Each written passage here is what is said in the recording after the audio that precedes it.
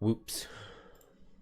I meant to be streaming like 6 hours ago, but like I put my son to sleep at like 8:30, and I was really tired. And so I was planning to start streaming around 9:30.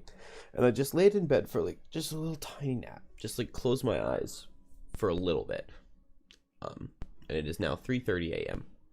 So whoops on that. But I do really want to get this level. So we're gonna go do the Frozen Fjord. I think that these are gonna be the two characters to do it. I am just gonna spend a second well, Geminate and Drifter, because with these two characters at level 3 and 5, it's just gonna be level 5 monsters, which I think is best case scenario. But I am gonna spend a second optimizing their items. Because like Soothing Scepter and Poison Dagger, these would not help against the Shrike Fiends at all. So we were looking at it a little bit yesterday before I stopped in the afternoon. I really want to pick up a Biting Gauntlet, so we need an Axe Nut. I'll take this Explosive Vial.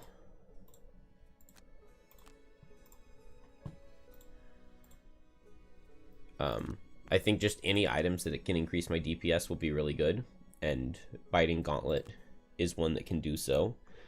And then Heavy Sword would also increase my damage. And then let's get something better than a Stamina Potion, because we have most of the herbs available, and probably anything if we're willing to get rid of some stuff. I wouldn't mind this Orchid Wand, but I don't think I have enough money for it. And make sure I get Blesses. Okay, I already picked up the Blesses on Drifter, and I have them for Geminate. Let's look at Drifter. I think his items are done. Oh, we still need potions. But these are all really good. Amulet of Life, I'm probably going to play Continuous Health. Maybe I'm not. Oh, but I don't have any metal or money, so I can't really pick up anything different for Drifter. Yeah, I don't have anything to sell. This can be a long scenario, so I kind of don't necessarily want to play Continuous Health, because I do want to play Relentless for the Retaliate. It's going to help me into Wind Demons, and it's going to help me into the Shrike Fiend in the first room.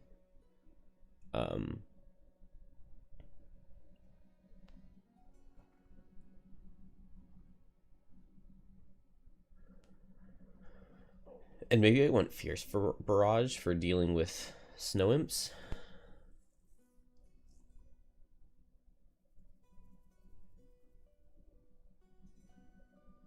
Because if two of them group up, then that's pretty good DPS. Shockwave's shield is decent, and it does give me a move 3. Gonna need to get ticks back. Man, this is what I hate about Drifter, because like as you level up, some of your level up cards, like they're okay. Like Breakthrough's fine. It gives me a move 4 and an attack for 4, which are both good. But like I guess the bottom of Breakthrough can give ticks back. And Chunk of Flesh gives a tick back, but like it can use 2 at once. So like as you level up, it becomes a lot harder to keep your ticks.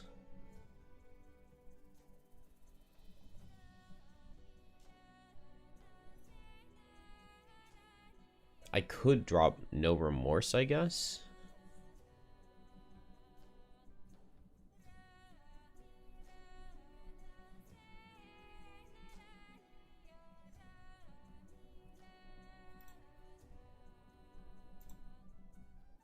Ah, it seems like a really hard call. Hey David, yeah, it is bridge time. I accidentally fell asleep last night. I tried to... I mean, it's 3:18 a.m. for me right now, so it's still the middle of the night, but... Yeah, No Remorse is really good in between rooms, but I don't know what to drop. Because I still have some healing. Maybe I drop Continuous Health?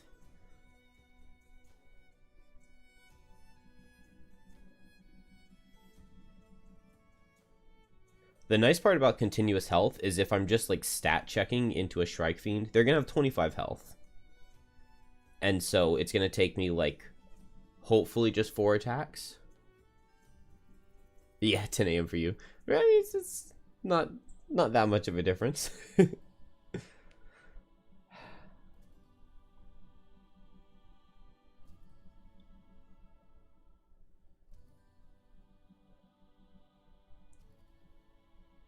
I really want the relentless damage output, especially into the wind demons.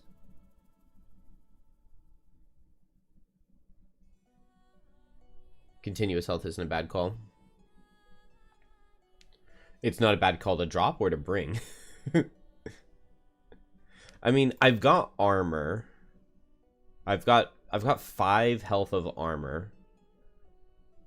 I have 18 health total. Plus the biting gauntlet. And if we bring a renewing potion.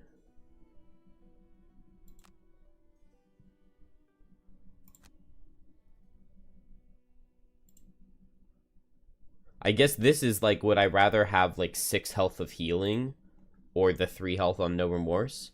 The problem is that I can't really play No Remorse if I haven't killed the Shrike Fiend. You think it makes sense to drop it?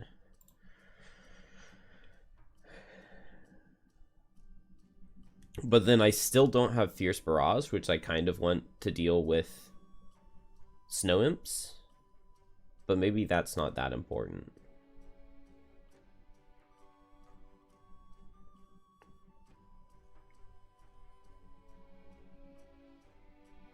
I feel like this can work. Maybe I don't need Shockwave.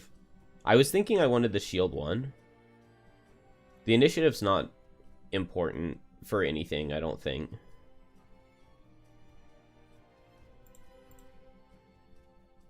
The shield one is okay into Snow Imps, but I would rather just kill them quicker by being able to hit more than one at once than have shield one.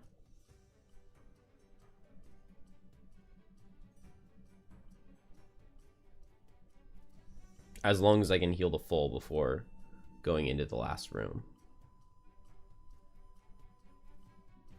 But if we just save our heals, Prudent Preparation plus No Remorse, that's 5 health. Vile Assault, that's 7 health. Long Resting is 9. And then like another No Remorse is like 12 health of healing, plus potentially 2 Amulet of Lives. Bringing Fierce Barrage for that seems like a stretch. You think I'd lose before I get there just by not having the Shockwave? I don't think so. I feel like Drifter's going to have a fine time dealing with a 25 health Shrike Fiend. And then 2 Wind Demons. Wind Demons don't have very much damage output. And even if I drop Relentless all the way, I'm not too upset about it. And then in the last room, it's a normal Shrike Fiend. So he has 2 lower base attack. Oh, it's only 1 lower on this level. But it's still lower base attack. So I think I just run past to deal with Snow Imps. I think it's 1 elite, 1 normal. So if I do Fierce Barrage and I have 2 crushing weights, then a +1 kills a Snow Imp.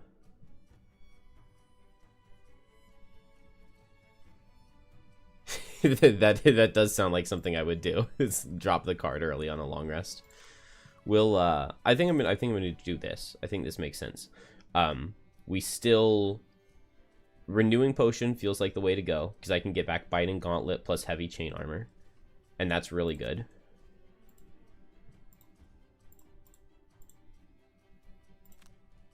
And then I have Arrowvine, Corpse Cap, Flame Fruit, maybe Holy Vial. Holy Water. We have two blesses from the church, and we get 1 from the Holy Water. Because if we can just pick up like 2 crits throughout the scenario, I think that will be enough. I think that should be really good. Holy Water, Renewing Potion, Frenzy Potion. Armor, Boots for extra move, I think I actually really like here. Especially for entering the final room. This feels like this is like the best item layout I've ever had in digital, I think, for like any character.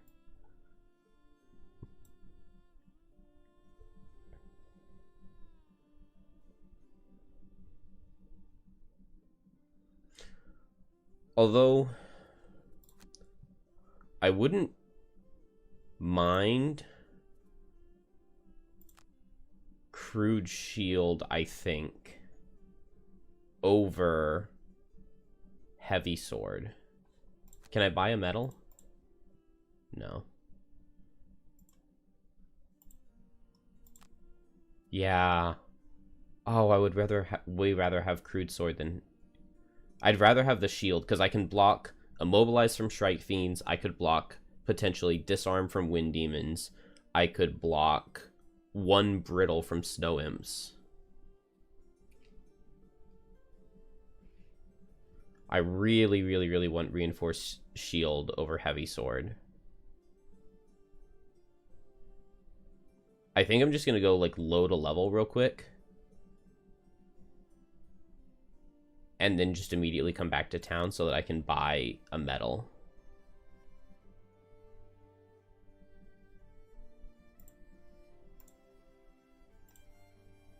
Oh, but I already bought the blesses.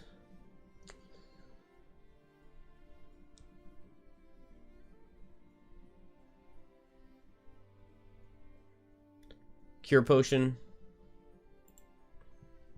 You think cure potion over holy water? Drifter doesn't pull that many attack modifiers.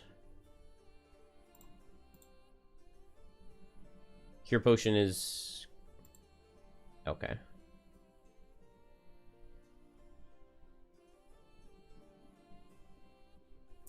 The nice part about the reinforced shield over cure potion, though, is if I'm going to be attacked by 2 snow imps in the same time, I can just block the first brittle and then heal off the second one. Or if snow imps attack before Shrike Fiend, I can block the brittle. Whereas cure potion doesn't let me do that. Cure potion would still get around immobilize or disarm, though. That feels more important than holy water, I think.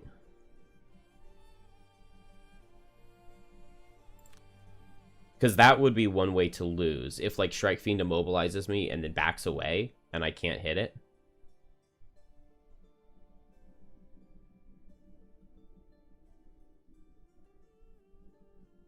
Shield items still don't work correctly with brittle, though. They still only block half the amount. If you, like, give yourself a shield with the shockwave, where you have shield 1 for the turn, then it blocks 2 damage of brittle. But if you use a shield item, it doesn't block it correctly. Yeah. It's really dumb. It's really, really dumb.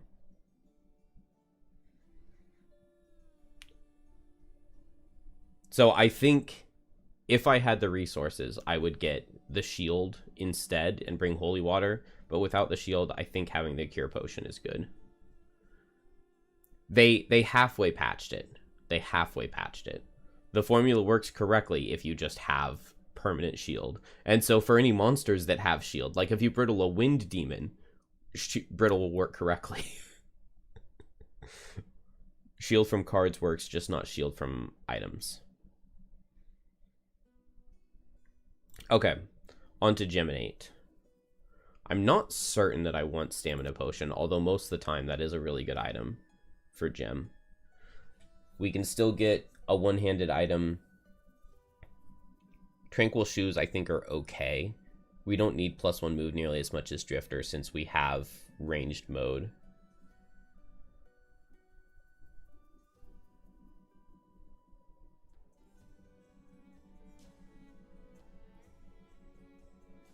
Amulet of Life is good because we can disarm Shrike Fiends.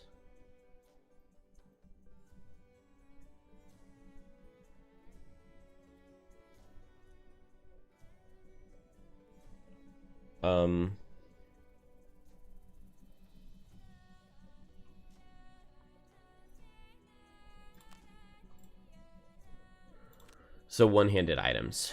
We could pick up Reinforced Shield here. We would have to add 2 -1s.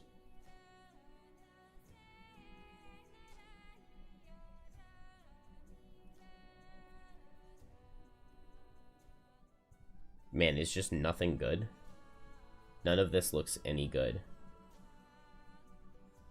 Let's get the other heavy sword.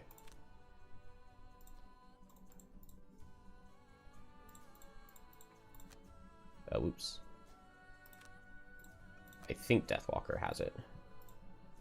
Oh, nope, it was Blink Blade.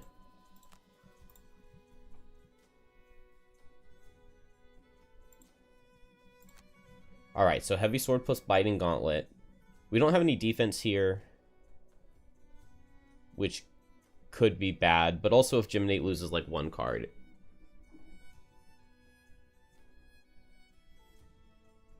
Basically +4, agreed.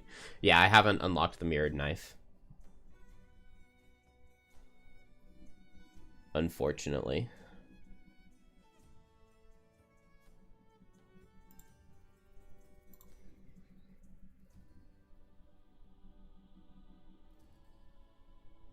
So, 1 potion slot here.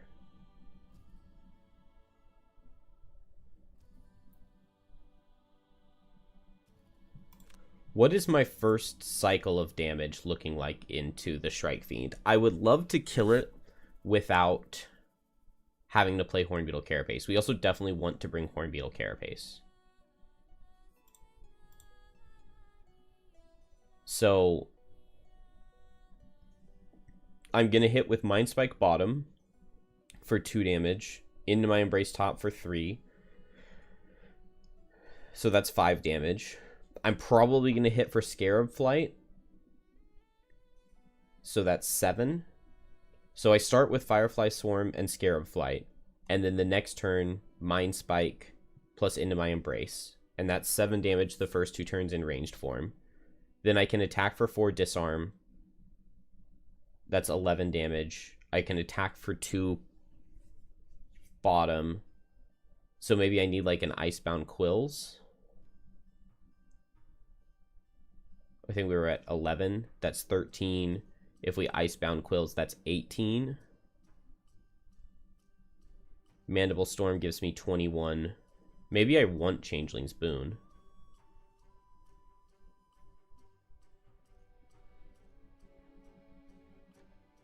Is there a melee card I could drop for Changeling's Boon? Mandible Storm will be good into the...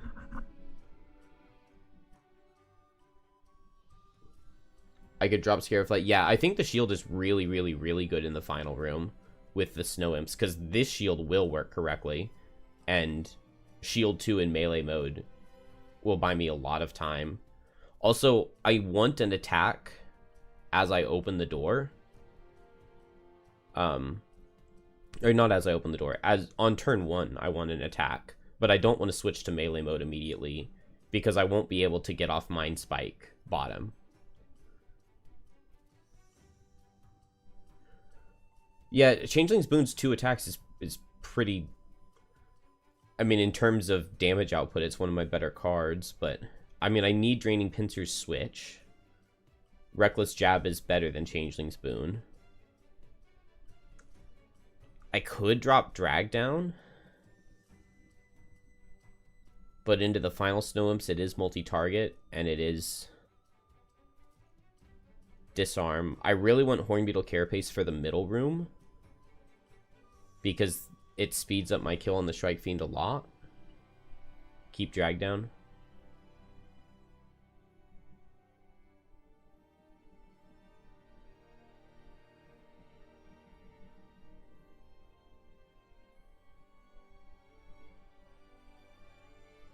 If I don't want to play a loss, I could drop Icebound Quills.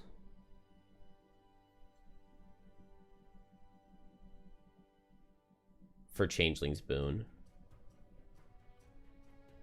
Because this is almost the same damage output. Because I don't need the Pierce into anything. I think I'd rather have Changeling's Boon than Icebound Quills.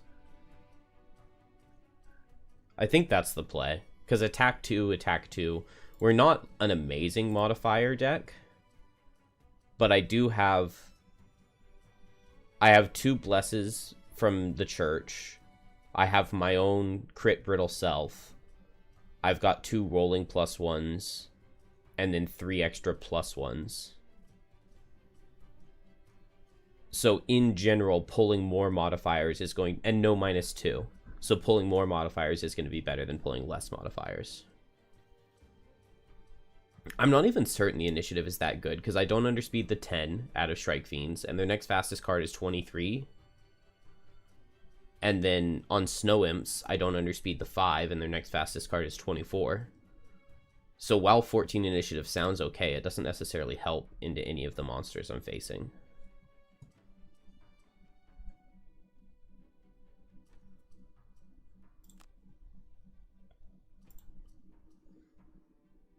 Hey Slesh, yeah, we're going to the bridge. And it's going to be 2-man. Drifter Geminate. I think... I'm pretty confident, I think.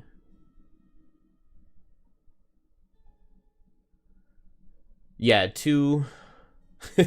Thank you. Two level follow-ups. I don't think that the first one should be fine. We have a really, really strong Deathwalker. So, destroying the tree with Infinite Retaliate, I'm not worried about.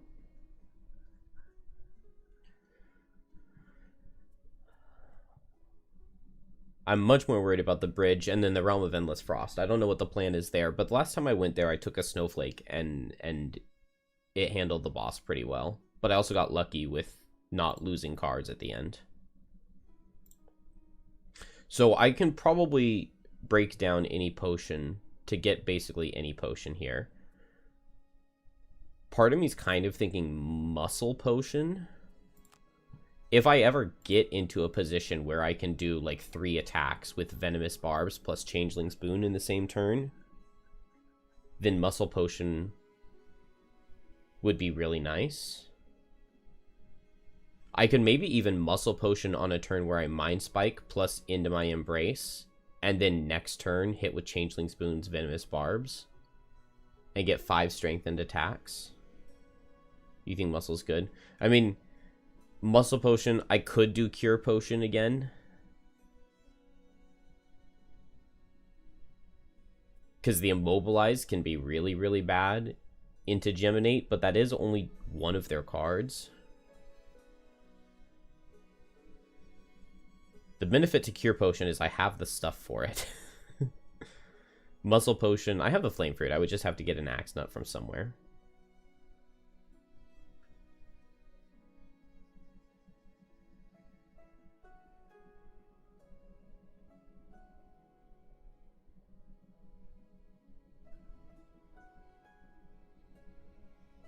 I mean, they're very likely to draw it, because it's going to take me like 5 turns to kill them, probably. Maybe more. 5 turns would be averaging 5 damage per turn, and I'm not certain Geminate can do that. Drifter definitely can.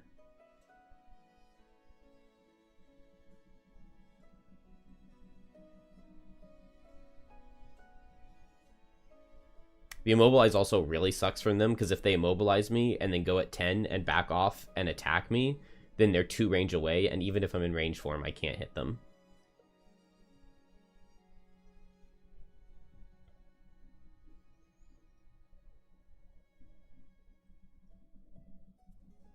I think I'm going to go for Muscle.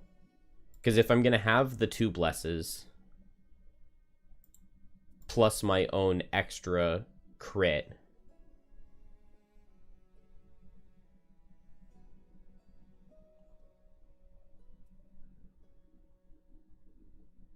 it really sucks that they can't be poisoned because they have just so much health.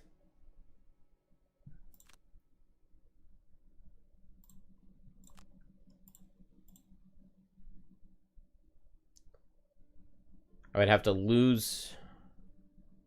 I really don't want to lose Deathwalker's Muscle Potion, though, because we would use it in the following level. So let's go Cure Potion, then.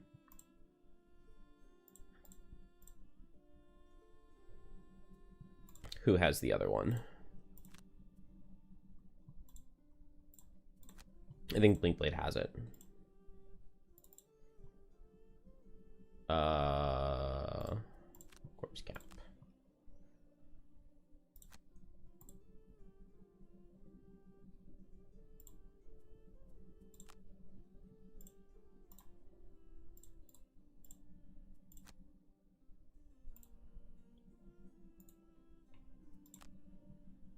Alright. I think that's about as ready as we're going to get.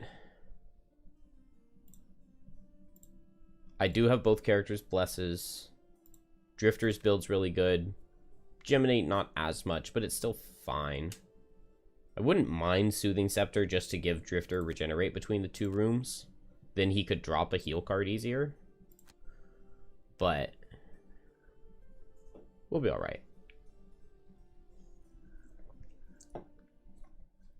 Heading toward your destination, you see an old woman with a cord of dried vegetables. I think this one's just really good either way. She's digging in a stepped garden, carved level by level into the mountainside.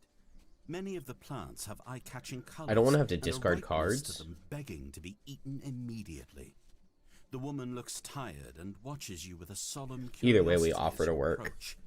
You try to strike up a conversation, but she doesn't seem willing to speak. Ready to move on, you ask if you can take one of the magnificent fruits, but she frowns, pointing at the trowel. It looks like she wants you to work for it. Yeah, this one gets added when you get the garden. I'm pretty sure they're both really good. I'm just going to grab this one. You toil in the dirt, pumping water from Okay, that's 3 blesses on everybody.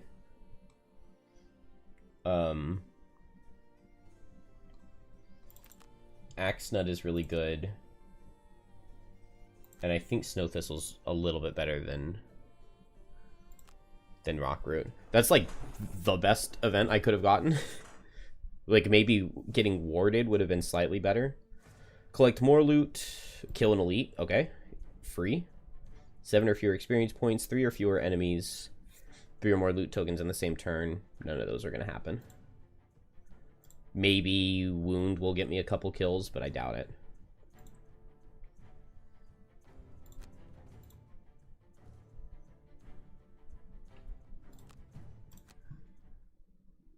Not wishing to Layabout, it's Drifter.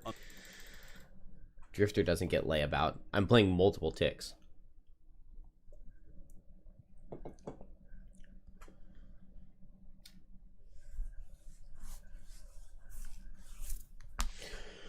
Oh, it would really suck to lose here.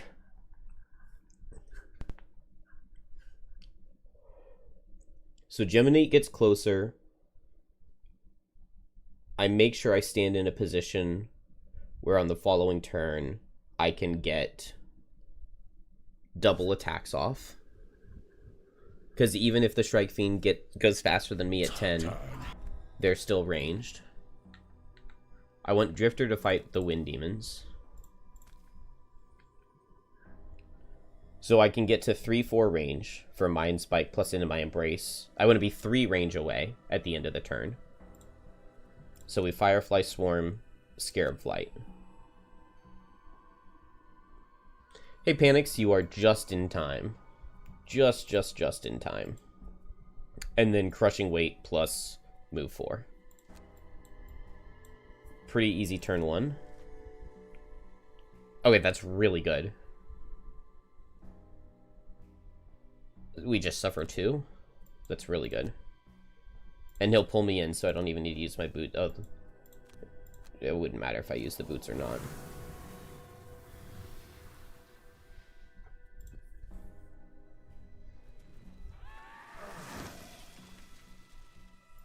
Ah, Jiminy doesn't even get hit. Then we go to 3 range away. And we attack for 2.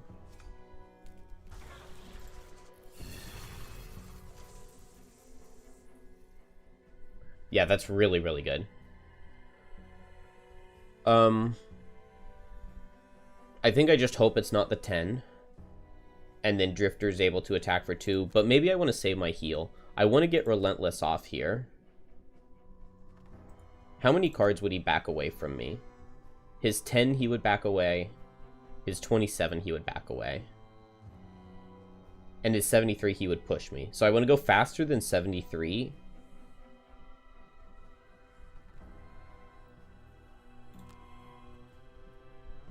But I don't want to commit like a heal card. Okay, we'll go at 32. If he backs away from me, then all I do is I set Relentless. If he doesn't back away from me, then I can just attack him for 2. I want to save the heal on Prudent Preparation just in case I need it. Whereas, like, I'm never going to need Fierce Barrage for anything, and if he's faster than me, I want the Retaliate on Relentless more than I want a single attack for 4. Because I think he's going to hit me at least 3 times before I kill him. So this would be worth 6 damage, versus, like, 1 attack for 4, we don't know. And initiative doesn't matter here, because I'm never killing him on this turn. Although, I could outspeed the 27 as well. But I don't want to lose the heal on No Remorse, in case I potentially need it. I don't want to lose the get a tick back on Draining Arrows. Yeah, Relentless is on bottom. So maybe Dancing Slippers would have been nice. And here, Mind Spike into my Embrace. Okay, cool. I'm really glad it's not the push, because that would have screwed Geminate up a little bit. Man, I crit on my attack 2 instead of my attack 3. Not the end of the world. I get my Retaliate off here for Geminate, so this is pretty good. And then maybe I just disarm him 2 times in a row. Attack for 4, disarm twice in a row. Heavy Sword now, I don't see any reason not to.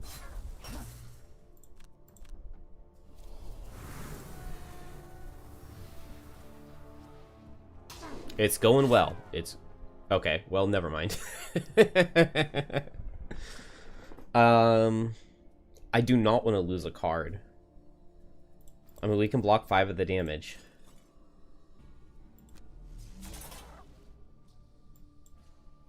Man, if Geminate had just gone first, Leather Armor would have disadvantaged it, and I wouldn't have been crit. Dang it. And then I Leather Armor 2 -1s. Oh. Dang it, dang it, dang it. Alright, I just hope that I can get off Venomous Barbs and disarm him. And then Drifter. I'll go for Vile Assault, because then I'll always get off the heal for 2, even if he backs away. Because his Immobilize is 23 and I'm next to him. No. 49, but I'm already next to him. So Vile Assault plus just Fortitude. Chunk of Flesh? Yeah, I could use the healing. And I'm going to go down to 4 Crushing Weight charges, so even if I get the 0 get a tick back, then I still get the Chunk of Flesh heal. Oh, no. I attacked multiple times with Geminate, but he's setting Retaliate. Oh, I just can't. I can't do that attack for 2. That really sucks. But he's disarmed next turn, which is good.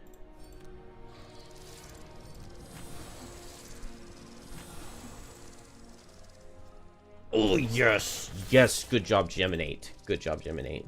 Wait. Why did he...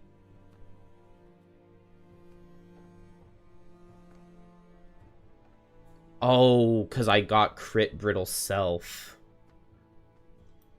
And so his Retaliate retaliated for 4. Well, that really sucks. But, okay, he's disarmed for next turn, and he can't go at 9. So I just attack him as much as possible.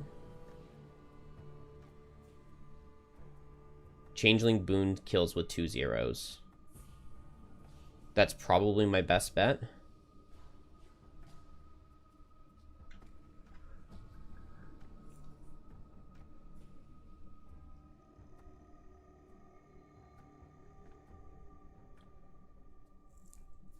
I'm wondering if I Stamina Potion back Reckless Jab.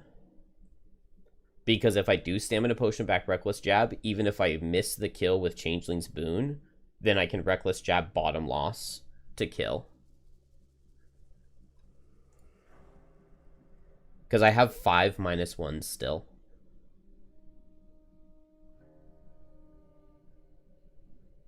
But if I just attack him with 2...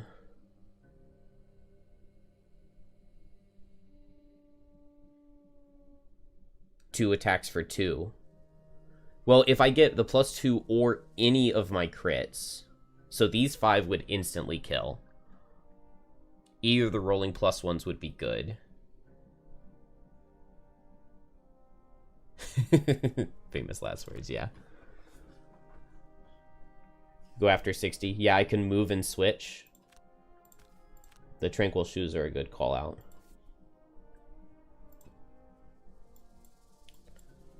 Alright, what's Drifter got going on? It's the Retaliate, but we can tank. Yes! Good job, Drifter. I love the church. Being able to donate is so good.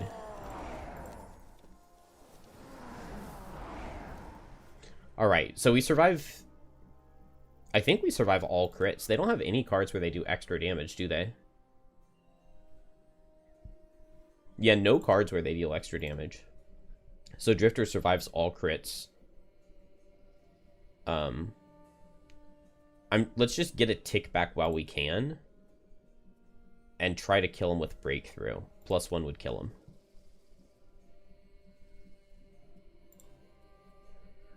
And then go after 60 and Changeling's Boon. Okay. Oh, wait. Get a tick back while we can.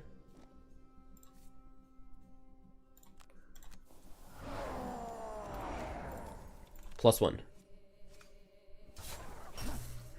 Okay, so he has a disadvantage attack for 5 coming in. I could just Frenzy Potion right now to kill him. Ooh, I could Renewing Potion to kill him. I'm gonna do that.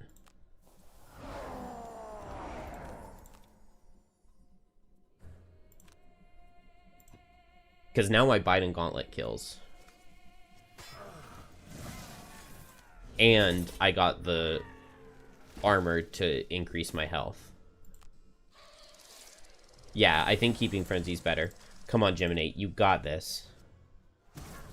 Alright. I don't have a -2, so now everything except for miss kills. Easy. Alright, really, really, really good first room.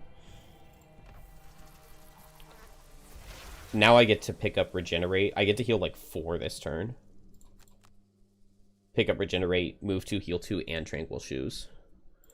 And then we saved both of the heals here. So even without continuous health, Drifter gets a big heal.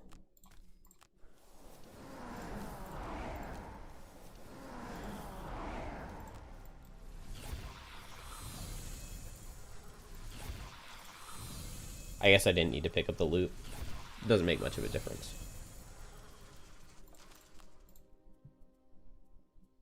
Oh. We lose 1 turn of stamina. That's not a big deal.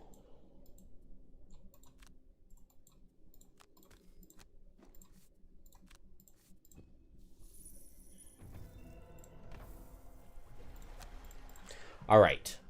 Very, very good room. Do I drop Reshape the Guys? It's got to be a ranged card. I think it's Reshape the Guys. The Regenerate's nice. But I have Tranquil Shoes to get like pseudo Regenerate after clearing out this room. Plus Amulet of Life, plus Long Resting. I want to set Hornbeetle Carapace now.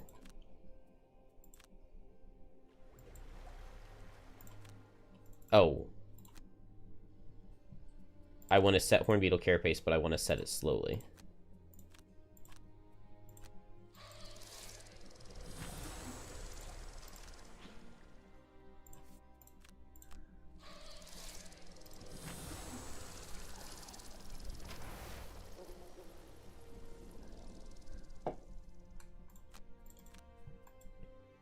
And then now we drop Fierce Barrage.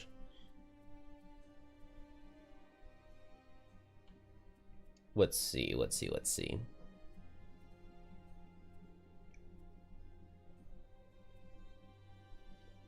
Alright, Fortitude is good for Wind Demons. Breakthrough is really good for Wind Demons. Draining Arrows, because I'm not full on anything.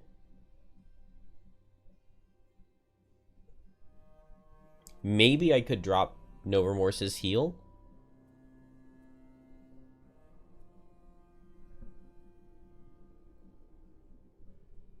I mean, it's 3 a.m., but I just slept for 6.5 hours. I slept really hard. So, I feel pretty decent at this point. I want to keep Deadly Shot because I need a lot of movement to get all the way to the back of this room.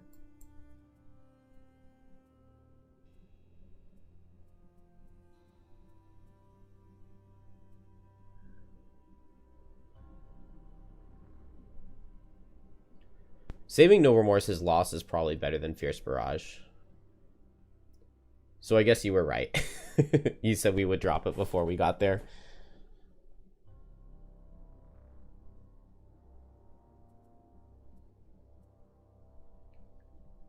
I really don't want Relentless to fall off before I finish the Wind Demons. But at this point, it definitely is.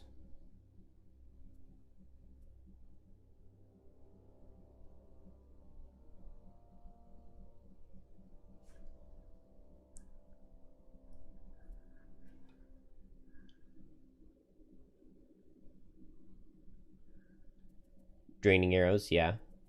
Most ticks I can lose in a turn should just be 2.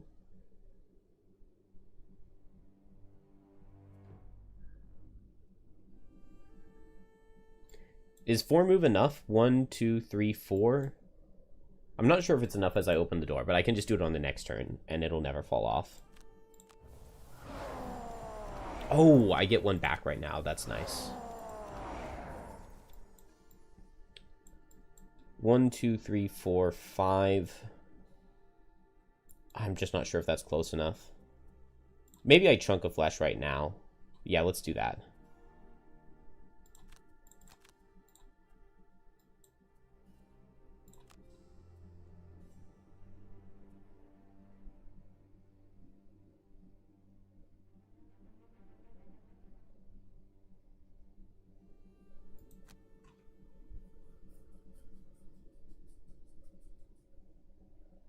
Open with Geminate to lure them down. That would work.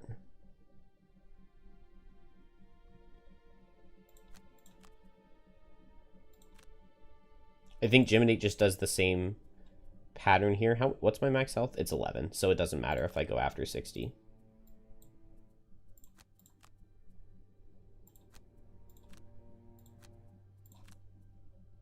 $34 should be fine. They have a couple cards where they're slower, but I think there's one right here. I'm pretty sure I reach him.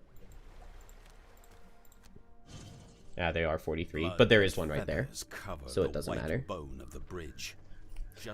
The bridge does have health, but I want to save that health for the final rooms, because being able to back away from Snopes is important.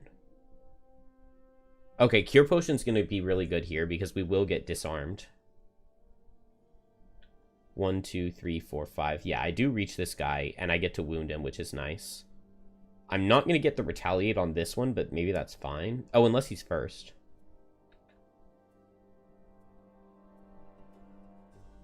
It is this one first. So I will get to Retaliate on both. And it's ranged attack here, which is good. Just get 3 range away.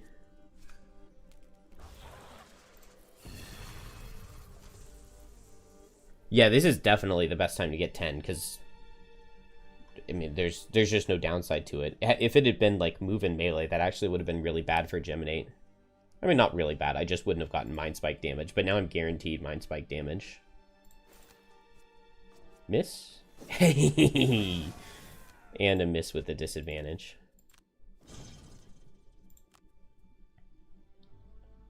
Spend a tick to get wound feels worth it. In fact, I'm going to spend a relentless tick. Oh, +1. Okay, I didn't need to spend the extra tick now, but it's fine. Picking up a kill is huge. And now just Fortitude on that guy. I wish I could have picked not to use the tick. Do I even need to Cure Potion?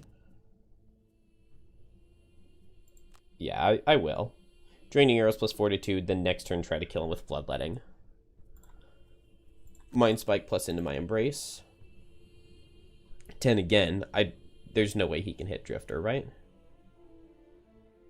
Oh no, I think he can. Oh, but he only moved one. See, I've thought that I was going to win this level before, and then failed in the final room. It's another crit. Oh,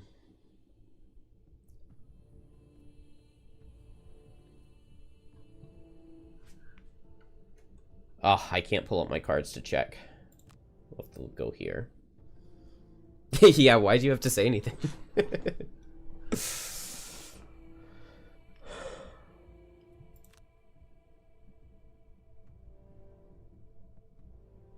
Okay, I can Amulet of Life to heal 1 on my turn. Maybe I commit Frenzy Potion here. I only die to a +2 after Amulet of Life. So I'm going to go ahead and take the 10 damage.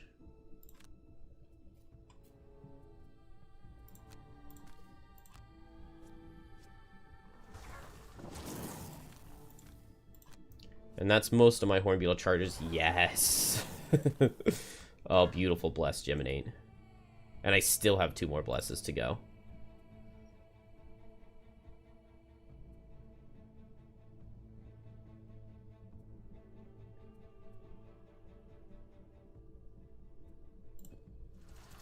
Was considering Amulet of Lifing because he could go faster than me and hit me for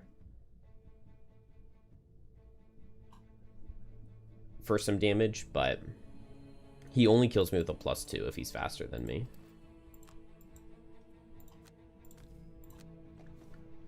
Alright, Drifter.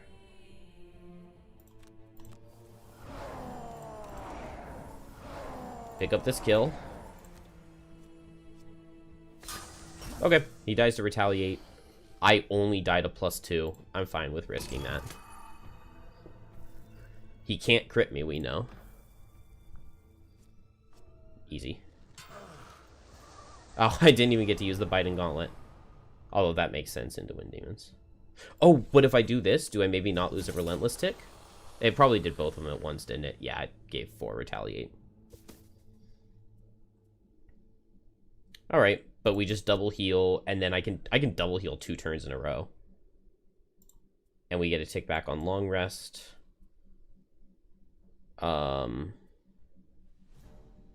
I have Reckless Jab, so let's just underspeed his 20. Hey, there we go. 27.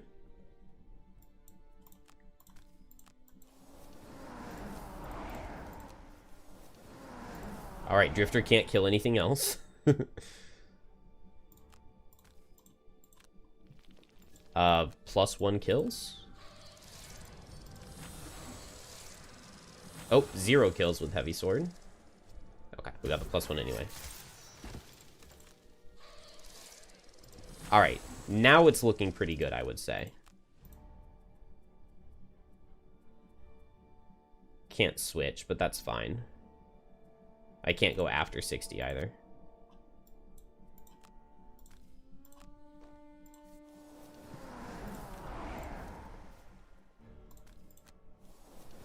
Man, Drifter has a lot of heals, even without...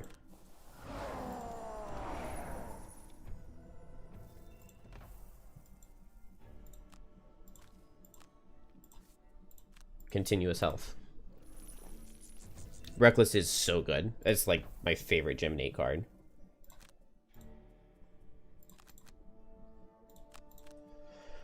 Okay, we need the move on Deadly Shot. Breakthrough's good damage. We want the tick back on Chunk of Flesh. I don't have to have Fortitude. Some more healing is good. More ticks back is good. Some more healing is good. I want to keep the Lost combo available, so I think I drop Prudent Preparation. Yeah, I'm going to get to full with a No Remorse.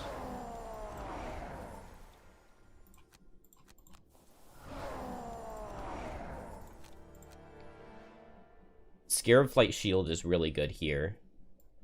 No more Hornbeetle charges, but... I think it's a normal and an elite snow imp. So Scarab Flight Shield is really good. And then now I can afford some losses. Like I can Reckless Jab bottom just for the burst damage. I can drag down bottom for the disarms. I could even Venomous Barbs top if I get both of the snow imps a little low. Go together.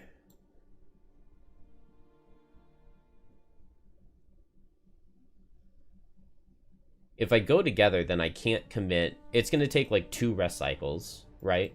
Like half of one to get ready, then a full one to get through the door, and half of one to get back. I do have that stamina, but if I just have them do it individually, then they can use losses.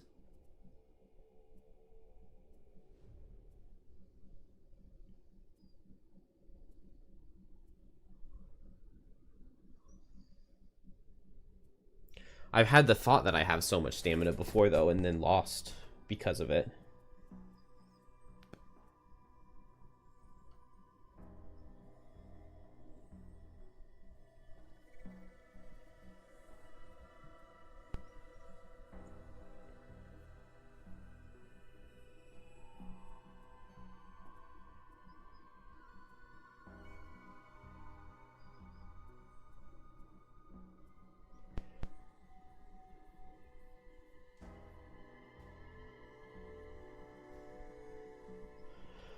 I guess you're right, because Geminate could just die in a single turn to Brittle.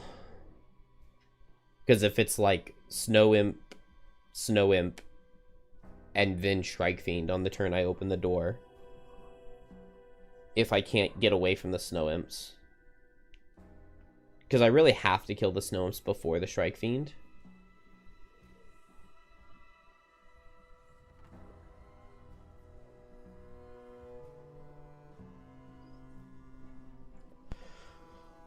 If they're going together, then do I drop Scarab Flight?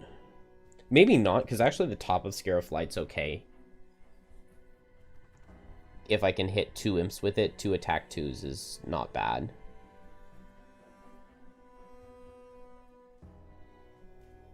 I think that means I'm going to drop Changeling's Boon.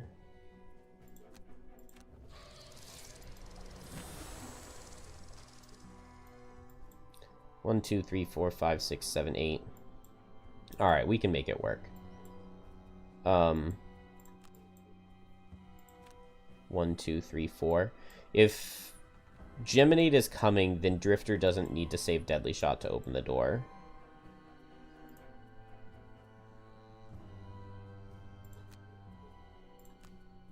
And I think I just move 3 switch, and then I open the door with range.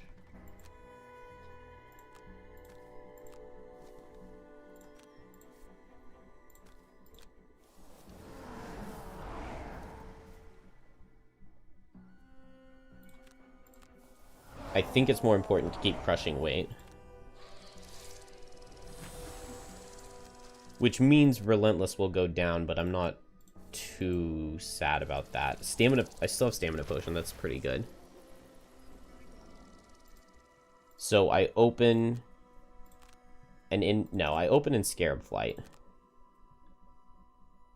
to try to set off another Mind Spike into my Embrace double. And then, man, we're already at the point where we only get 1 melee turn, though. But that's fine. I just move in, and I Mandible Storm, and I try to hit both Snow Imps. And then I can have, like, a double heal turn. Heal Drifter, heal Geminate. And then here, I just run in, and I hit the Shrike Fiend as hard as I can.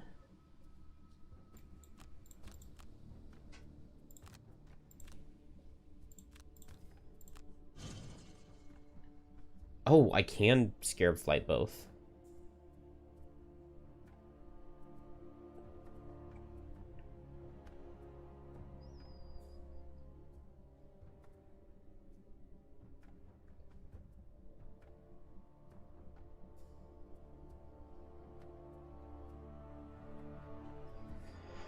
Geminate takes a lot of damage, though. If I go just here, 1, 2, 3, 4. 1, 2, 3, 4. So I can't hit both, but I only hit the elite if I move in one. But if I do move in one more, then I have to tank everything on Geminate. Either way, one character has to tank everything. Unless I go here. Okay. I go here. Geminate can push the Snow Imp down this way. Now the Snow Imp will move forward to hit Drifter. The other Snow Imp will move forward to hit Drifter. And the Shrike Fiend will hit Geminate. And this way the Shrike Fiend doesn't pull off the normal Snow Imp's Brittle.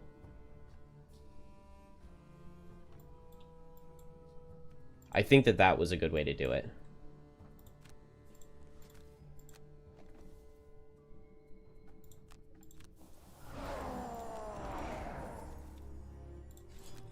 Crit? Oh, baby. Easy. I'm just going to save the Frenzy Potion. +1 is fine. I'm pretty sure this shield is going to be busted, but we'll test it. So 4 damage. Tower shield should reduce it to 0, but it only reduces it to 2. But we'll just block 3 of it. Disadvantage the attack 4. I don't see why not. We keep getting the same thing over and over. Biting Gauntlet to... Oh. Okay. Wasted the Biting Gauntlet.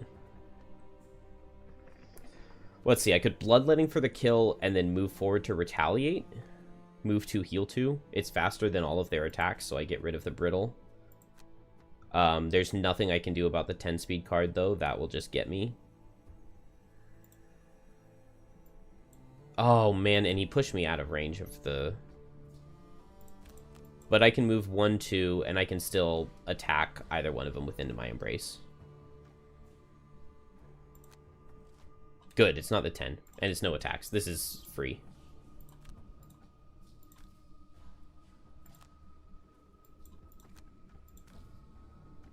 I'd rather kill. 10 would have been bad. It would have been bad. But he is only attack 4. Oh, I just pulled him in so that he muddles me.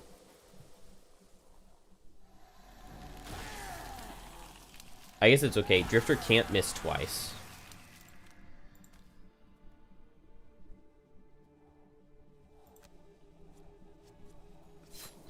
It's okay. Drifter can't miss twice. That's why we saved the Frenzy Potion. That was really dumb, though.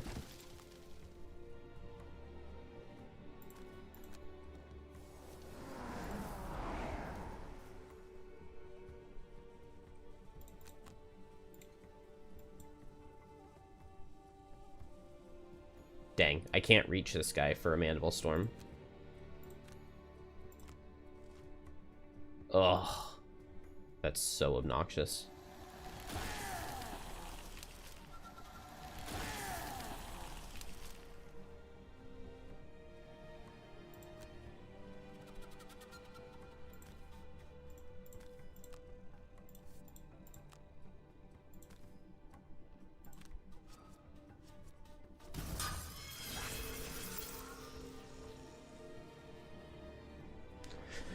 Do I want to recover any card?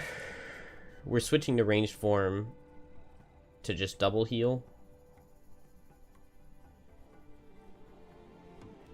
Switching to ranged form and double heal sounds good. I wish I had my Biting Gauntlet, because then if it's any attack, I would kill him with it, since he's immobilized, but... Oh well.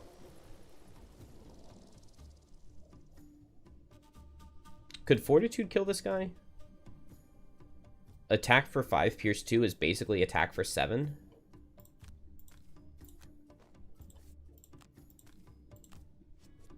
Nice. What are my charges sitting at? 1 and 4, so no crushing weight. We just long rest. Yeah, long rest is super free. And then we just heal up. At 60, so we get the extra heal. He does get the multi-target. But he doesn't kill anybody with crit.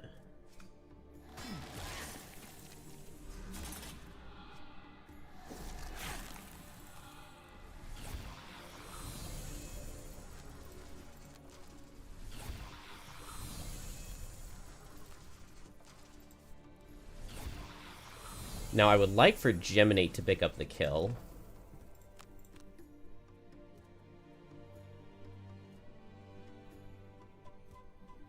I guess either Bloodletting or Chunk of Flesh could be fine.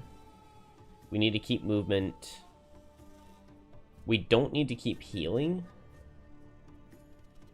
So I'm going to drop No Remorse. It is bottom burst damage, but then I would just run out of ticks faster.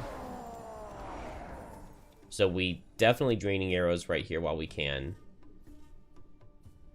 And Chunk of Flesh. Because Bloodletting would need +2 to kill.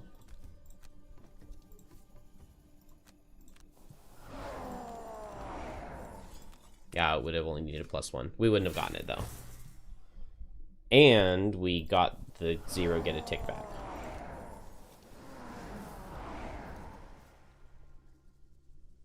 Keep No Remorse. Too late. I mean, I'm going to be super healthy anyway. Plus, Geminate can throw off another heal. Oh, he dies to Retaliate.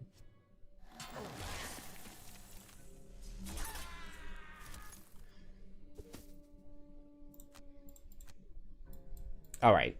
I think you were right. Sending both to the same room was the right play. We drop a ranged card.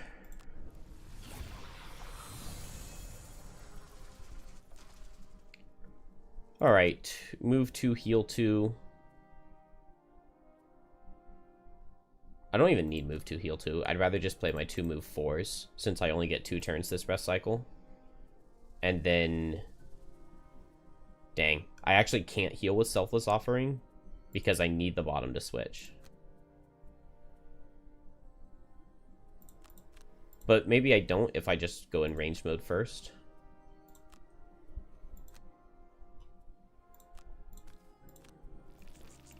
Melee mode first, I mean.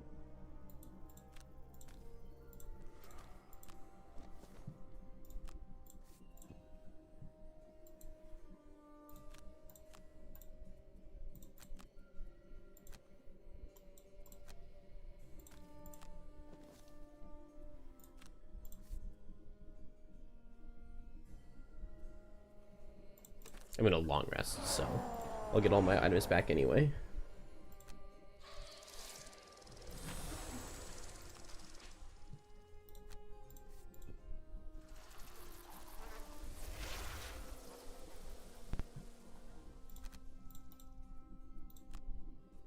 One, two, three, 4. Okay, cool. It does not open the door.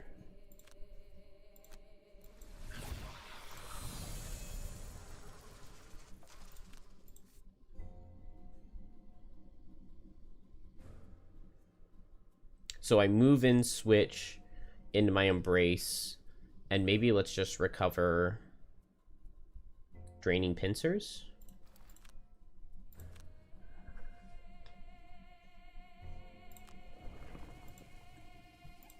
And then Geminate's ready to go. I think move 5 from here is enough for Drifter to reach something.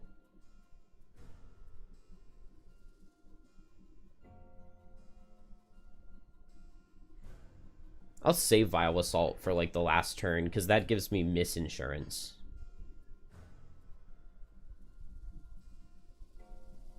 So we'll drop Fortitude.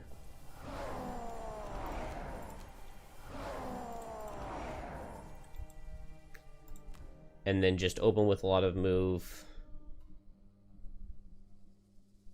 Save Chunk of Flesh for when I've taken some damage. Just Breakthrough.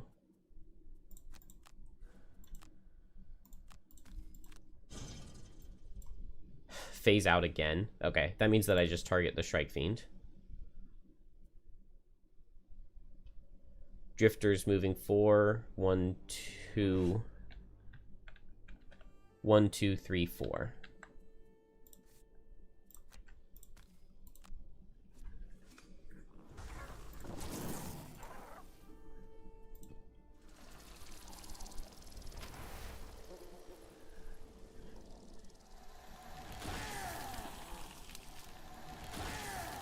Dark. Why can't they give me the fire?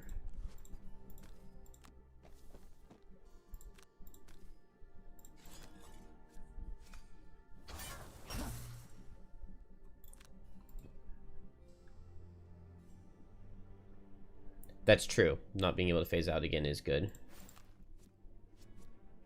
Maybe I should have saved the leather armor for... Okay, this time I can Biting Gauntlet. Should have saved the leather armor for the snow imps. Dang, move 3 doesn't get me on top of the snow imp. So I guess I have to kill this guy with Drifter.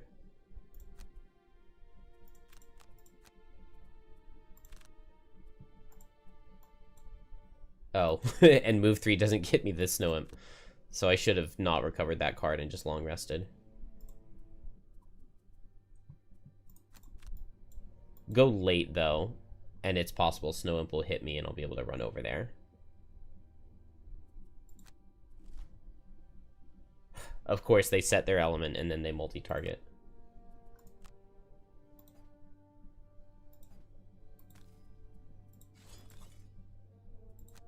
-1? Nope. Geminate is pulled really well. Like, I have 5 -1s. It looks like I've only pulled 1.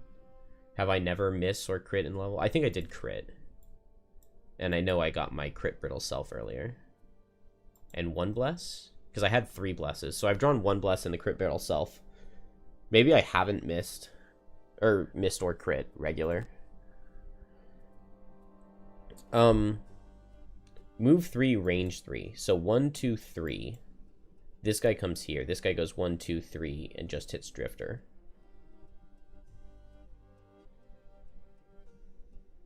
So I can have this guy here if I back up.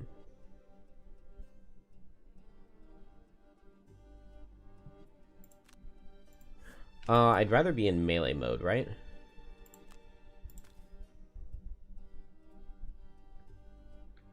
One, 2, 3. Oh, he has move 4. 1, 2, 3, 4.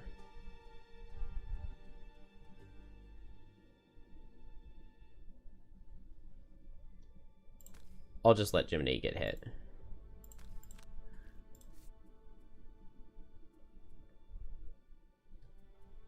It's attack for 1.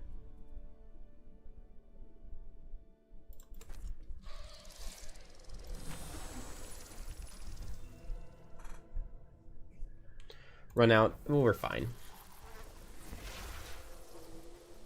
Worst case scenario, I lose the ranged card that I have in my hand. I guess I am adding 2 curses to my deck. I'm not worried. Man, Fierce Barrage is looking really good here. If I could, see, he was gonna miss anyway.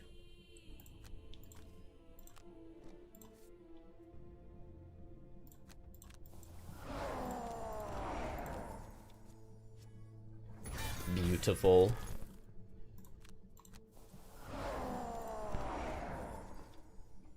No way to lose here. Vile Assault basically just cleans up the level. Almost no matter what. And look at Geminate's stamina.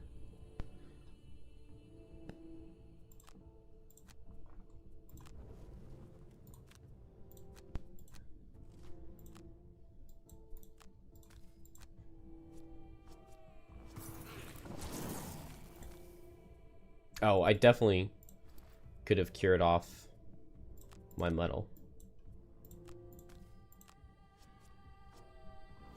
Okay, it wouldn't have mattered much.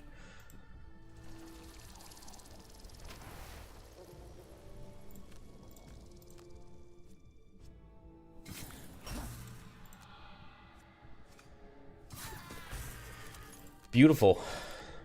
That is by far the smoothest this level has ever gone. Yeah, you're right. Them sticking together was good. Geminate would have struggled a bit with killing the Strike Fiend, I think. Upload this as a guide. Well, the problem is that I have like super high level characters and the temple. My characters each started with 3 extra crits. And Geminate started with 4 extra crits. Like that makes a pretty big difference. 90 and 67. It's pretty good. Not very much loot though.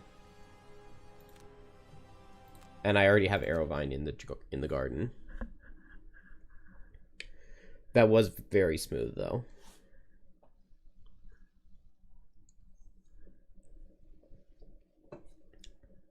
I think Drifter missed one time.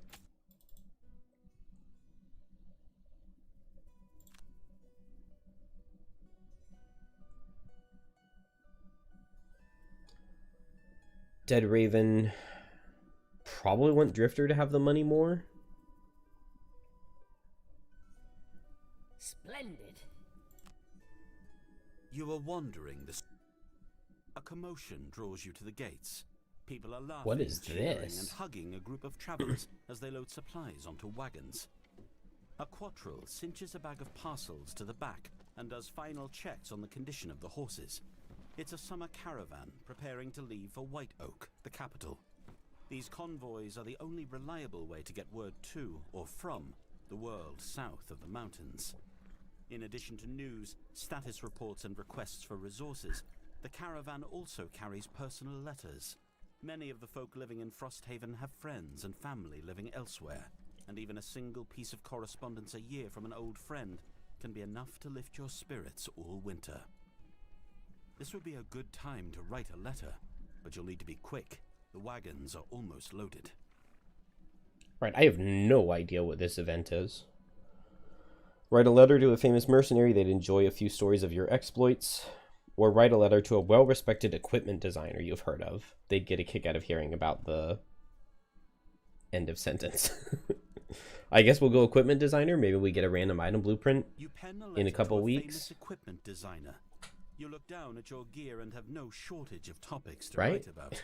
You've heard they have 10 assistants who search 20 different markets just to buy whatever pieces they need to complete their work.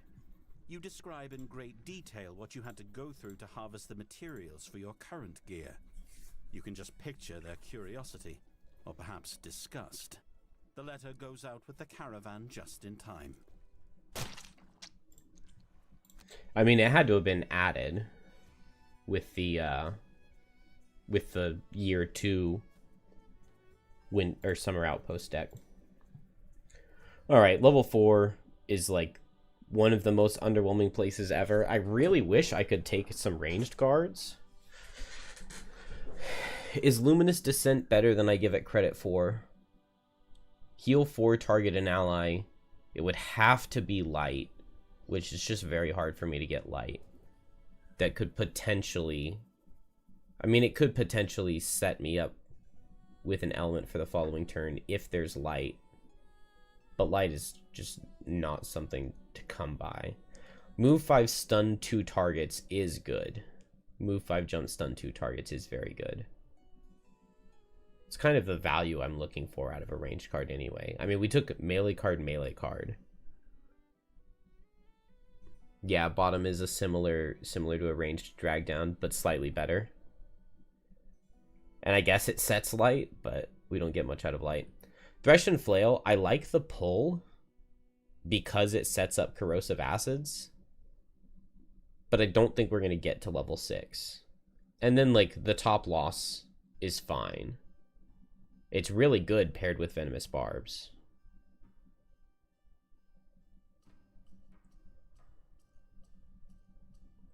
It's just so sad to compare Thresh and Flail to, like, a Blink Blade, stab them all, or to, like, a Kelp, attack 2, move 2, attack 2, move 2, attack 2, move 2. It's like, I mean, you don't get the movement, you get slightly more damage, but it's a loss. Like, it's a level 4 loss that's... It just does not feel on pace with other cards. I guess this is 9 damage with zeros. Meanwhile, Blinkblade pulls multiple rolling +2s, and Geminate just gets rolling +1. I'll take Luminous Descent. I was already really struggling with figuring out what to do with the melee deck, so Luminous Descent feels like an easy switch in for, like, Harvest the Essence.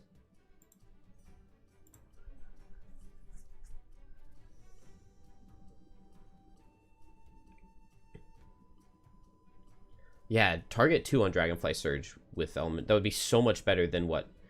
It's wound and advantage with the element?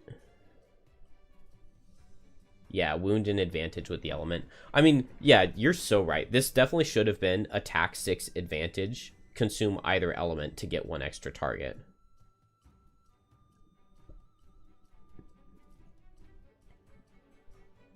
And, like, the bottom of Dragonfly Surge is, like, theoretically good, but you can't go at 50 when you have exact range on things. So, like, the initiative just does not work. And then, like, the Pierce 2 is only sometimes useful. The advantage is theoretically always useful. But what tops are you pairing this with? Locust Host to get a multi-target advantage attack 2? Like, Scarab Flight to get a multi-target advantage attack 2? Into My Embrace to get a single target advantage attack 3? Like, it just doesn't make sense. I really wish Dragonfly Surge was better. And that would be a very good buff for it to be multi-target.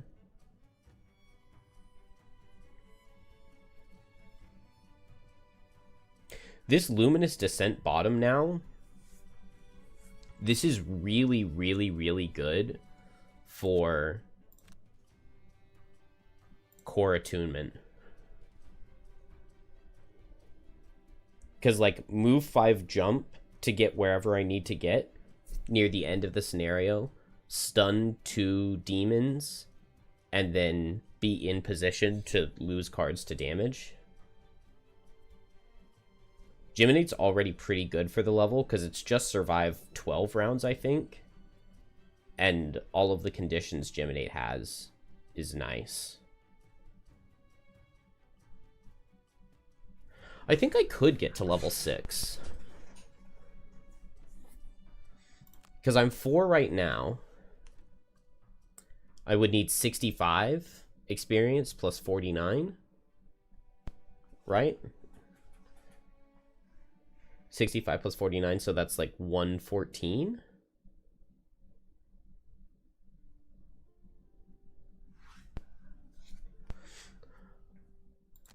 Experience, and I can play one. No, I can only play 2 levels. Oh, if I do Deathwalker's Retirement, I can play 4 levels.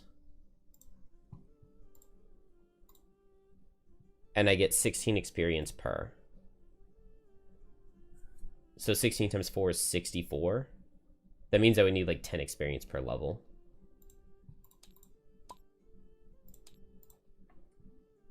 Because I need 114.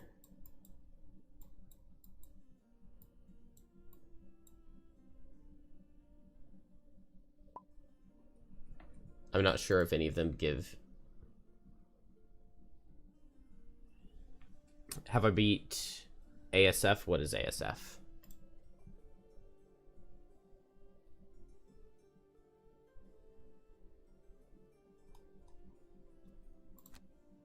The only levels I have left now are Endless Frost, Raven's Roost, Core Attunement, which force links into Face of Torment, and I'm planning to do that last because they're the hardest levels in my opinion. Yeah, this is the end of the Strong Foundation storyline. I have not done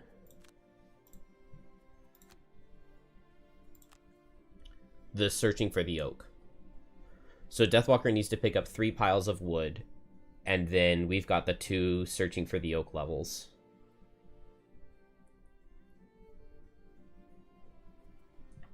So I'm going to check the rewards for those to see if there's any experience granted. And if there is, then I think I take Geminate. Because it was 114 and I get 64, so I would need 51. No, I would get 50 exactly. And 50 experience from 4 levels from cards does not sound possible for Geminate. But if there are any experience rewards... This one gives perk points, right?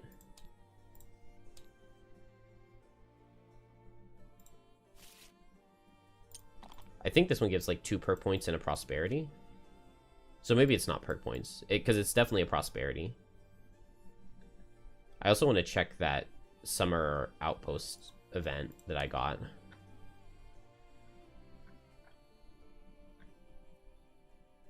Why won't it let me zoom?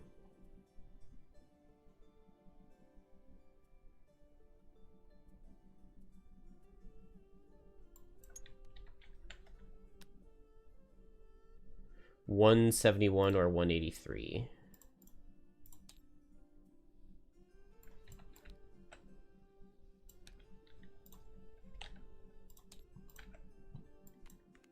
$171.4 is what I picked. Random item blueprint in 6 weeks. Otherwise, it would have been... Oh, the giant sword. Is that the one where you can't move?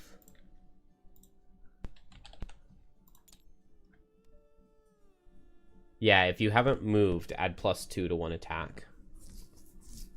But it's two-handed, which really sucks. I mean, maybe it's okay on Drifter.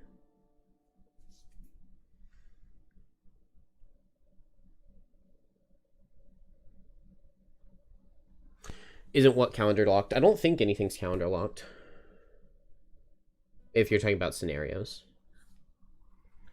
But yeah, this would have been 6 weeks if this was what you were saying. All right, Realm of Endless Frost. We get 136. Okay, just 2 prosperity.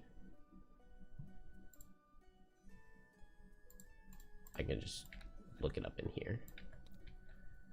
Then the next level is Raven's Roost. 59.1. Feathered Cloak and the Into the Forest. So that's kind of useless. I'm not sure. We will see.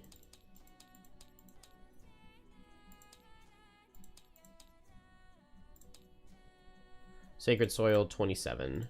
It shouldn't be, because you have to get the Into the Forest achievement plus get there. Oh, you're right, it is 3 weeks. That's really dumb.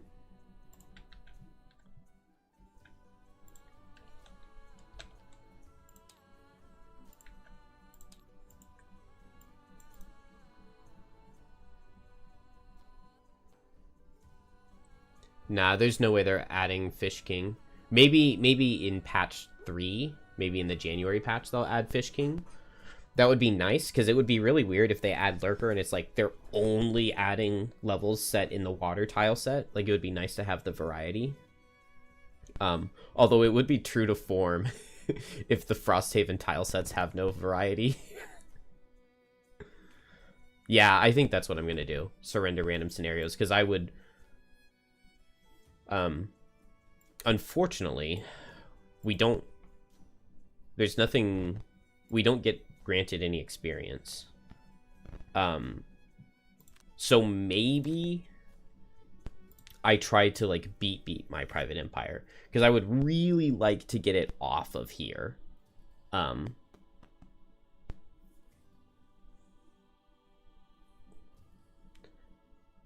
Yeah, the January update will be the Algok storyline, but there are going to be more side scenarios uploaded too, because there aren't that many levels in the January update.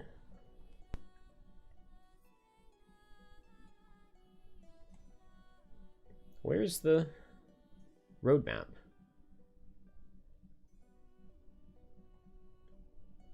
Here it is. So yeah, January we get the Algok storyline and 20 plus new quests.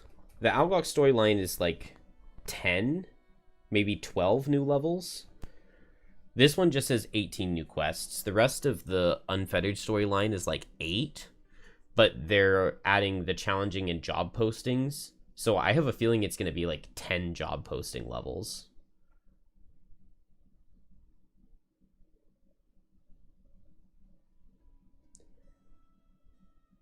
Yeah, I could farm levels for experience, but I don't really want to do that. I don't know. I mean, it wouldn't be that bad. But, I mean, if it's 20 quest lines, I think that this would be the best time. Finish off the Algok storyline and give us the Fish King quest.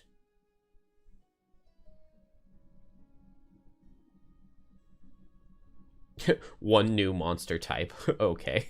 That's not something they necessarily need to brag about, but that's all right. Oh, we're only getting 10 challenges. Oh, okay, we don't... Okay, so there are 60 challenges total. We're getting 10 here, 9 here, and 6 here. So that's 25. So we're going to start with 35 challenges, I guess. Which means we would have 11 job posting levels, maybe? So we're definitely not getting Fish King with this one, but maybe in January.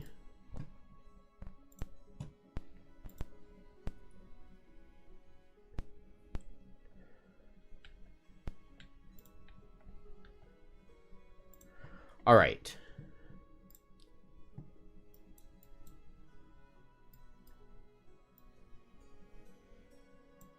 I think I am going to try to beat my private empire, because Snowflake should be really good for it. But Geminate's not that good.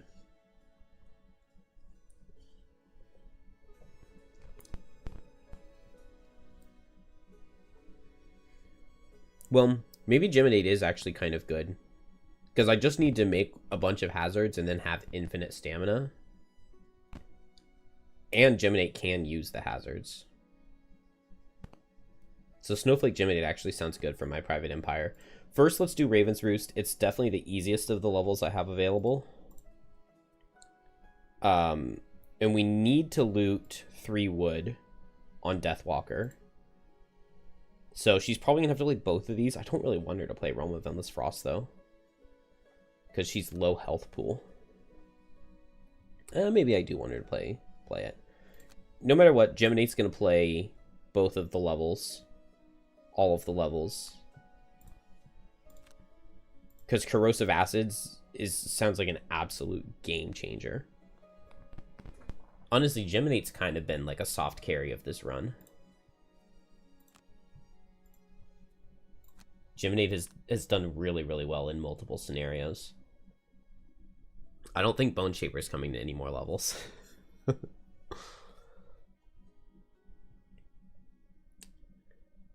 And so the question becomes, how do we want to distribute our remaining experience?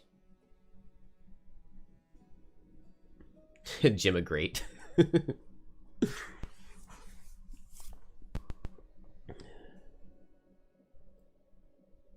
Getting Blinkblade to 9 sounds like a good idea.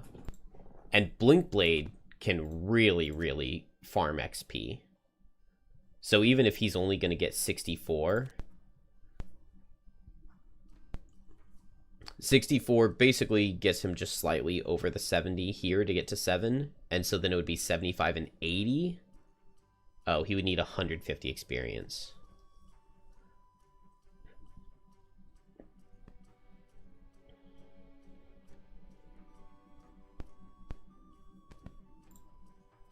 Thank you.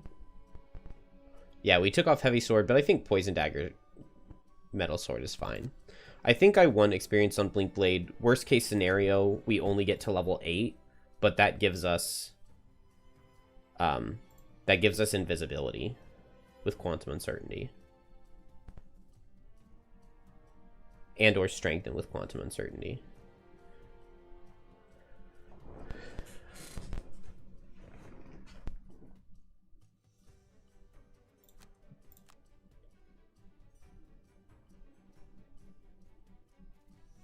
Six plus 7. Okay, so no matter what, this is going to be level 6 monsters. And so the question just becomes, do I want either Drifter or Snowflake to get any more experience?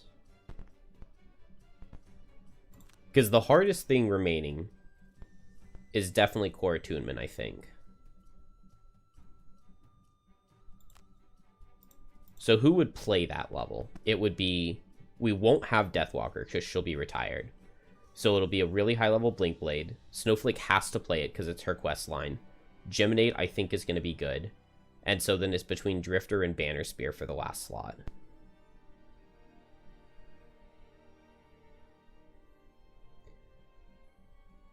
Phasing Blades OP for dealing with Burrowing Blades. Yeah, Phasing Blades plus stab them all, and you basically just one-shot them. I mean, that would be really good. You don't really even need it, though, because, like, Twin Strike Bottom already gets rid of 2 shield. So you can, like, stab them all plus Twin Strike Bottom. And then if you have double time, then you have Pierce 4. Am I dealing with any Burrowing Blades anywhere, though?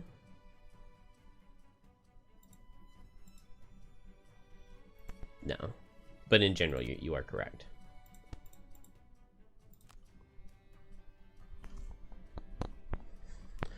So I think for Core Attunement and Face of Torment, I would rather have Drifter than Banner Spear.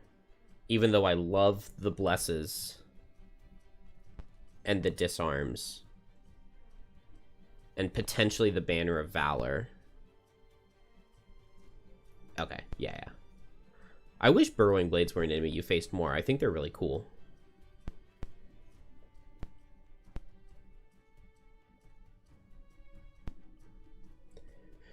So for Core Attunement, Face of Torment, you agree that it should be Drifter over Banner Spear?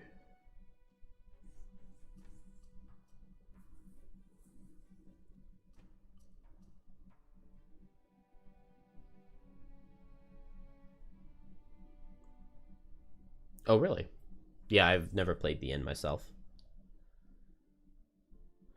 Maybe Banner Spear is better if I can get to 6.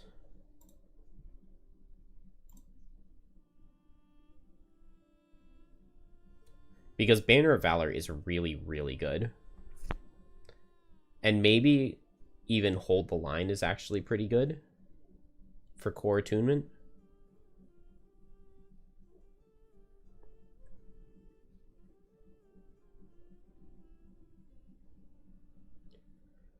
Well, Face of Torment doesn't matter very much. It's just a boss fight, and I think Blink Blade will be able to get us there.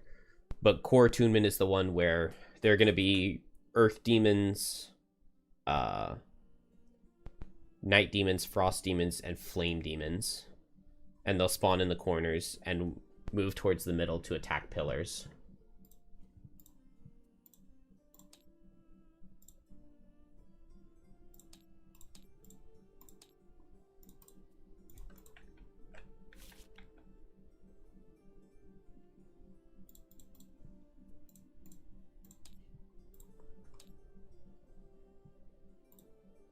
This is the level that I'm most nervous for, because I think this is the only level I've never beaten on +3.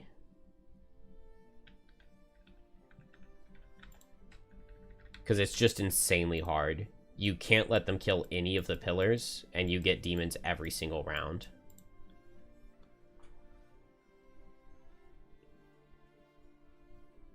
You're right. I don't know why I didn't think of using Eclipse. Eclipse would definitely be the way to go. So, like, the benefits for Banner Spear, I could just plop a Banner of Valor down next to one of these things, and that basically just keeps it safe for forever. I mean, not for forever, but, like, 1 attack per turn is a lot. The problem is that, like, everybody wants to spread out, so it makes it harder to do formations. And my Drifter is really, really geared. On the bright side, I would have access to Boldening Blow, so I can, like, disarm Chaos Demons. In 4-player, you start with 4 elite Chaos Demons on the map. Is that true? No, it's not true. You start with 1 elite, 1 normal, 2 normals, and 1 elite. Why is this side harder than this side? That doesn't make any sense to me. I guess because this side gets the first demon, but then this one gets the second and the third.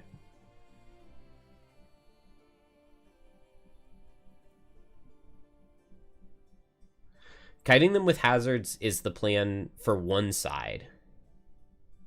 One side is probably going to be Geminate Snowflake. And 3 of the monster types are grounded. With Night Demons, Frost Demons, Earth Demons. So it's going to be like hazard, hazard, hazard, hazard. A line of 4 hazards like this. And then everything will have to come down to this side. And then when they come down, I just push them away with Snowflake.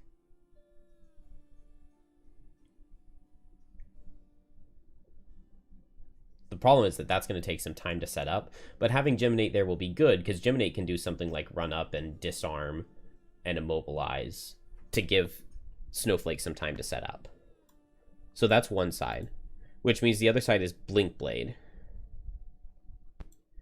So I guess Blink Blade hopefully deals with the Flame Demons.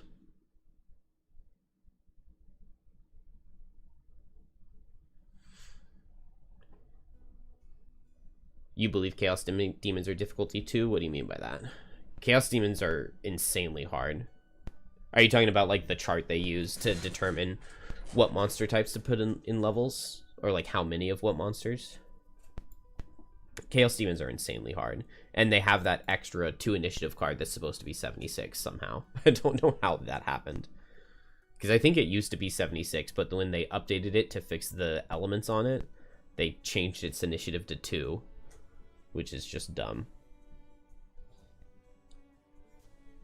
Drifter probably does better with Blink Blade than Banner Spear. Because Blink Blade's going to be running all around. Won't be able to go to set up formations with Banner Spear. Plus, doesn't really need the blesses out of Banner Spear. Since he's just attacking for 2 most of the time. So I think it is Drifter.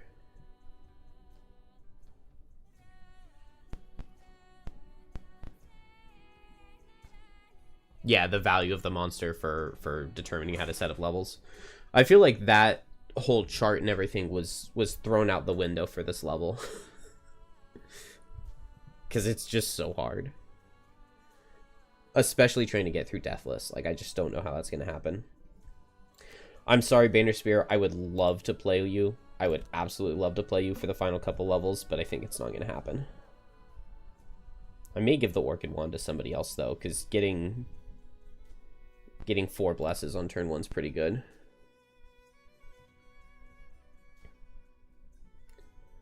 Hounds aren't easy for everyone to deal with. But yeah, I guess I would agree. Hounds are a little undertuned. Okay, so we've determined the party for the final hardest level. Now the question is, do I want any experience on Drifter? He's at a really good place right now. He's got a really good build. He's level 5. Ooh, he can sell this Dead Raven for 20 gold, I think. 15. But still, that 15 gold gives him, like, multiple blesses. I could buy a medal if I want to change out an item. Snowimps have too much health. Like, when you're playing increased difficulty, once Snowimps get above, like, 10 health on the elites, it's like, you really want to just be able to, like, see a Snowimp and kill it instantly. And when they're 10 health on elites and 5 health on normals, that's really, really scary.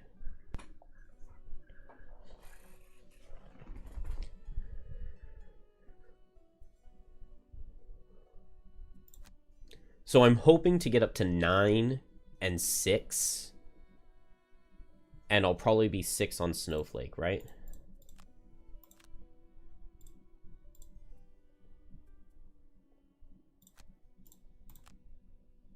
I'll definitely be 6 on Snowflake. Which means there's no reason to not give Drifter experience, because we're going to be above average party level of 6 no matter what. Which means I would rather Drifter get as many levels as possible, because it's going to be level 7 monsters. So I want Drifter, Blinkblade, and Geminate to get all the experience possible. Since you made some enemies and scenarios on your own, you kind of know the thought process that goes into tuning the monster stats. Yeah, I would not pretend to know anything about it myself. All I can tell you is that Chaos Demons being a 2 when 3 is the maximum, I think is wrong. There are too many Chaos Demons and too many Shrike Fiends.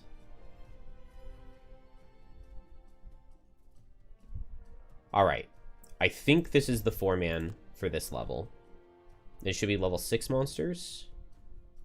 This averages to 6. And so this brings us below 6. So yeah, level 6 monsters.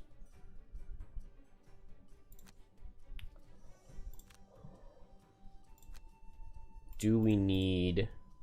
I'll grab Blesses here. I want to get a lot of loot on Deathwalker, because I need 3 wood piles. Blinkblade's rich. So we'll buy these. Let's train a soldier. And then... Can't upgrade the carpenter. Let's upgrade the mining camp. Yeah, never mind. Logging camp? Yeah, Drifter's got a lot of wood.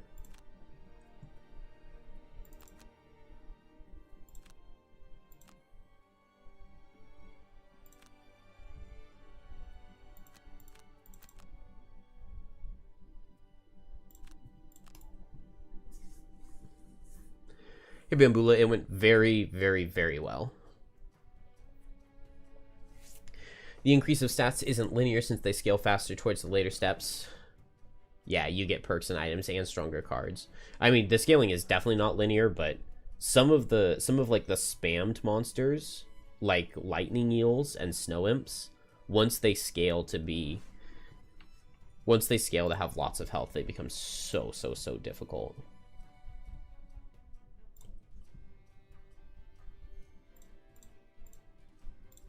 Max health lightning imps are 11 and 17, which for monsters that, like, very frequently you have like 2+ lightning eels spawning on the same turn, so having like over 17 health spawn on in a single turn is crazy. But I mean, when you're facing max level monsters, you're theoretically supposed to be level 9, so I guess that's supposed to make up for it, but it doesn't to me. All right, I think I feel decent here. I could pick up some herbs, but... or some potions.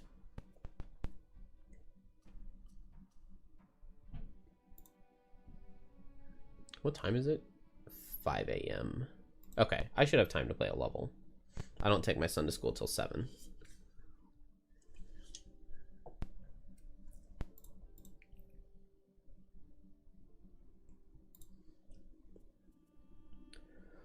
Do we want the Soothing Scepter?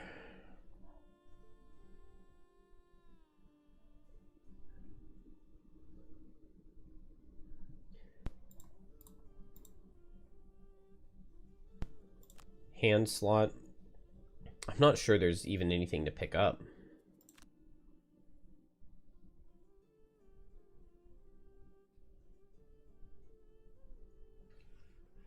Corrupted Blade. I mean, just a Protective Scepter, maybe? A Heater Shield. I'm not going to worry about it. Deathwalker doesn't have many more levels, and hers are the easier ones. Let's get a Protective Scepter. No reason not to. Scavenging Magnet's OP. Don't you have to have Leaf for it? Yeah, you have to have Leaf. So I guess Twin Strike bottom while slow.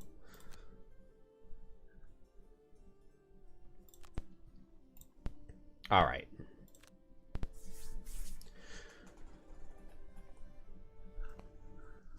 The feeling of being watched becomes overwhelming the farther through the forest. Interesting that this event is in here twice. I figured they would have removed it from the deck.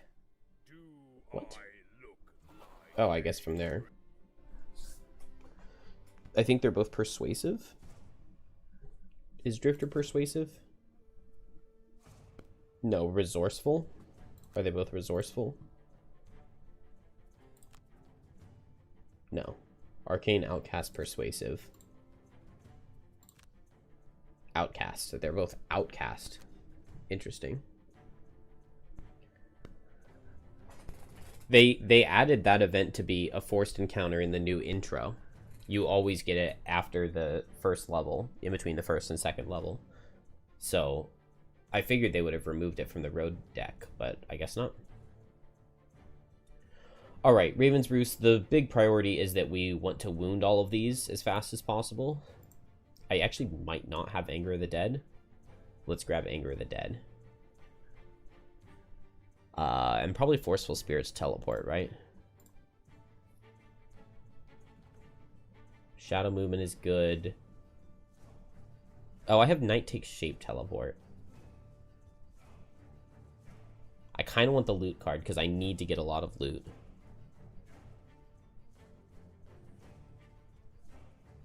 I want Wave of Anguish to hit the tree.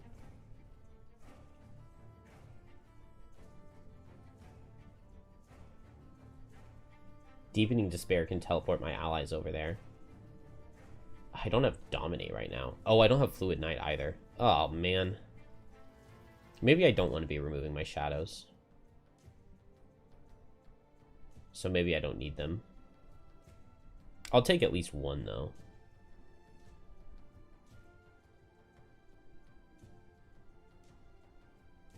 Oh, okay. Well, sorry for the minor spoiler, but I don't think it's much of one. The new intro is really good. It's way, way, way better than Town in Flames. I like the new intro.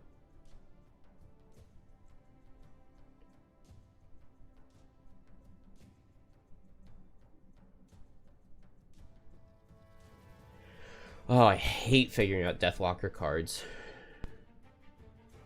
Because they're just all so good.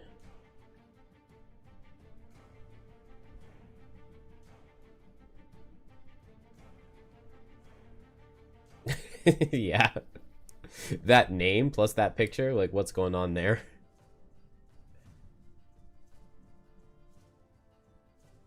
Oh, it's sad to have Hungry Grasps and not get to play it with Snowflake. Maybe in the next level.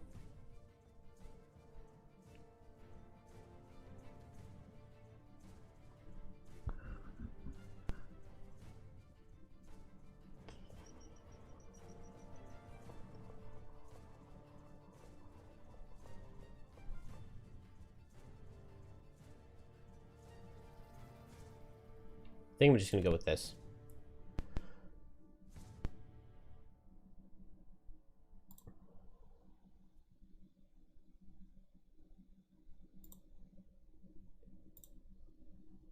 I'd rather have a Soothing Scepter than a Heavy Sword, I think.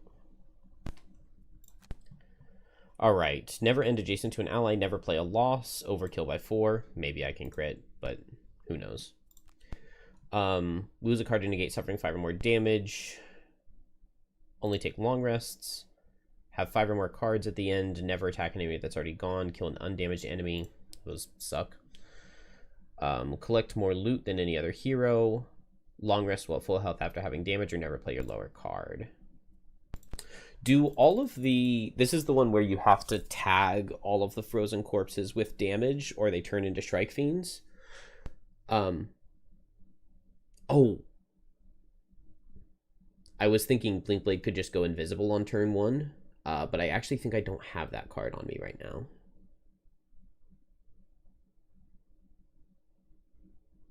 I'm not sure they're all in range for it anyway.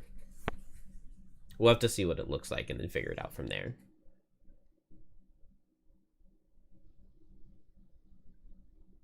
I do have the Biting Gauntlet on 2 characters. That can account for 2 of them as long as they attack. 7 and 8 chance that they attack. Probably good. Man, putting Blinkblade right here and going invisible would have gotten all 6 of them. Dang it. I don't have it, do I?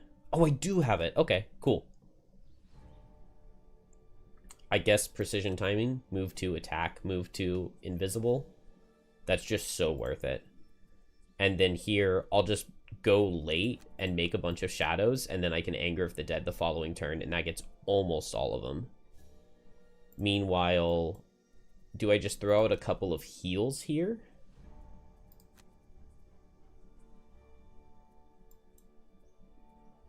I don't feel the need for Relentless. I'll definitely throw out 1 heal. I guess 1 heal and just Crushing Weight. And then Drag Down could do well.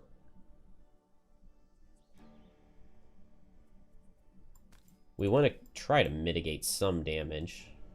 There's no Retaliate, so I can just disarm something. Oh, but I'm already wounded, so I won't get the Reckless Jab. If I'm already wounded, maybe I want to just get the... I guess I just go after 60.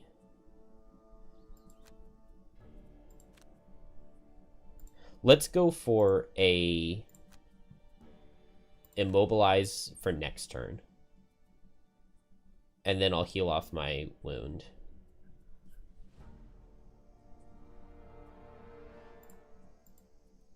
All in all, this seems fine enough. Let's put Drifter behind, or Drifter in front of Deathwalker.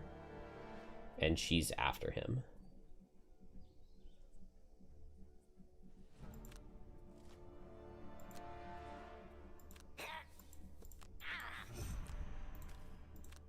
Blinkblade move to...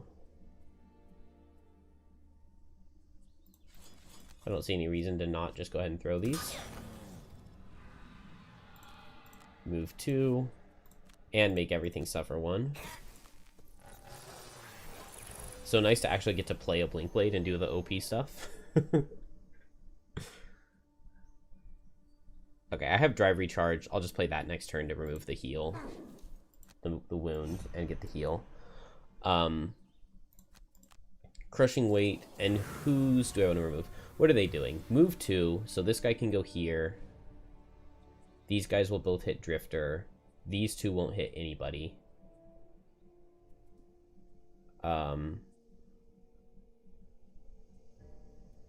So it's going to be 1 attack into Geminate.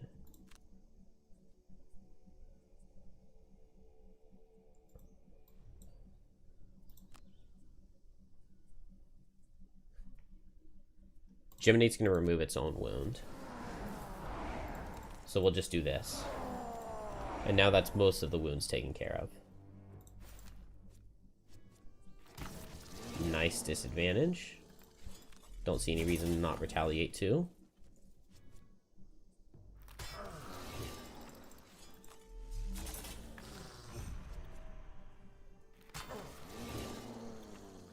We don't get as nice of a drag down as I would have liked, but I guess move here and get 2.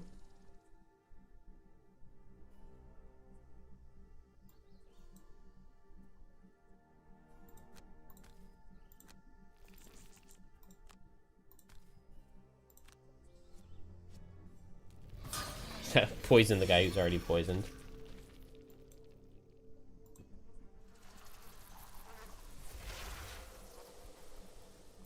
And then now I can make a bunch of shadows. So we get...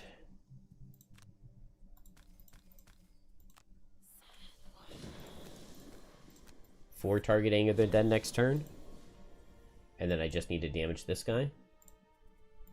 So Anger the Dead, and we'll go for... put a curse in their deck.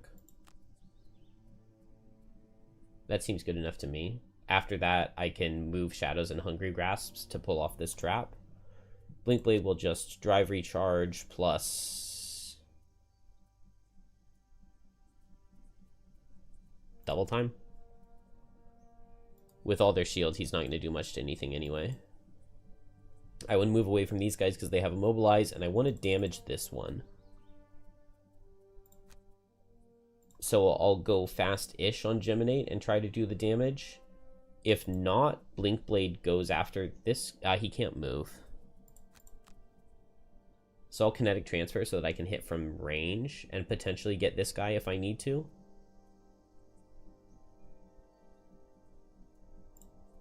And then Drifter. Oh, never mind. This guy's going to be wounded. It's this guy that's not wounded. Okay, so he is right on top of Blinkblade. And Blinkblade's sure to get a damage with double time. Not sure to, but I just need a +1 with 2 tries. Meaning here, I could just go move 2, heal 2, and punch. Okay, no attacks.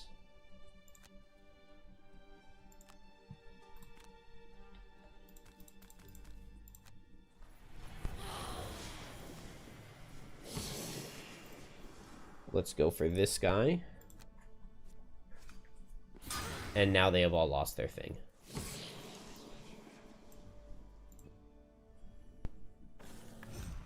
I love Anger of the Dead. It's one of my favorite cards in the game. Anger of the Dead plus Sand in the Hourglass is such a nice combo, too. Okay, that's a little intimidating. Let's just hit the poison guy. Wow.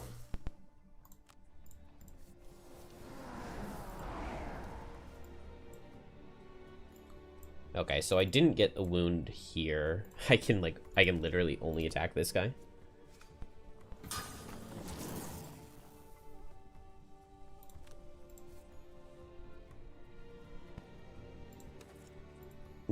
I'll just outspeed them next turn. Poison wound myself. And remove the thing then. Blinkblade could get a 0 wound here. Blinkblade could get a 0 wound here. Nope.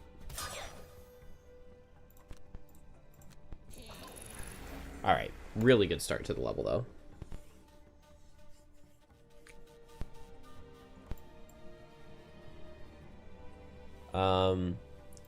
Venomous Barbs plus Mandible Storm is nice. No, I wanted to do Reckless Jab to get rid of my Brittle. And I guaranteed outspeed them, so I just double hit this guy.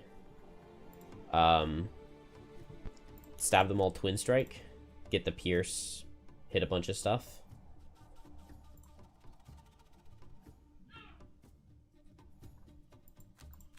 Fierce Barrage. Hit 2 targets. First time I'm actually playing this card for the thing that it does. Breakthrough Bottom. I'm adjacent to at least 2 targets. Although this does have attack for Pierce.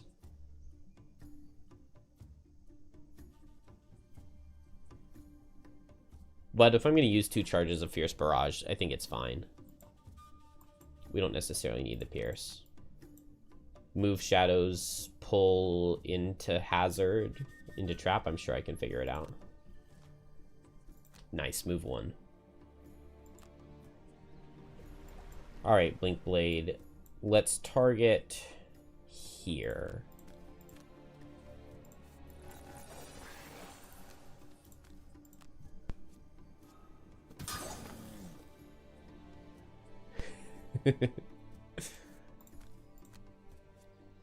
Yeah, I'm really shocked. I mean, the very first time I saw like Shockwave and Fierce Barrage, I really thought that the two of them would combo amazingly well.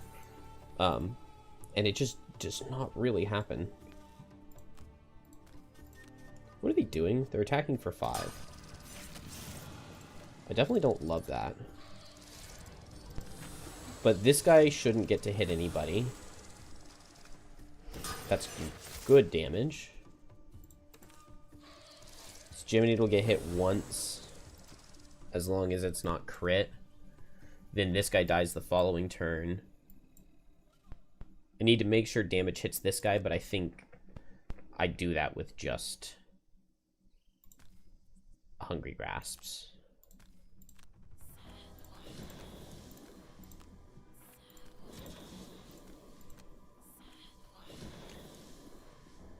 It doesn't even feel super good to play since it's level 3 that eats 2 charges. Yeah. It's a very, very underwhelming card.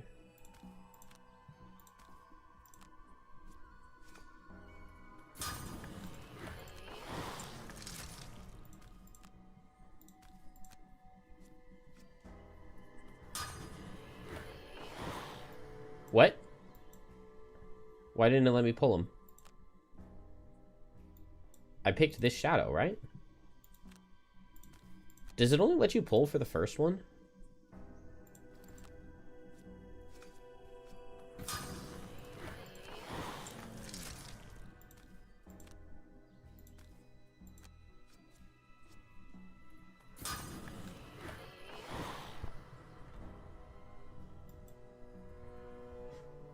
That's really dumb and bad.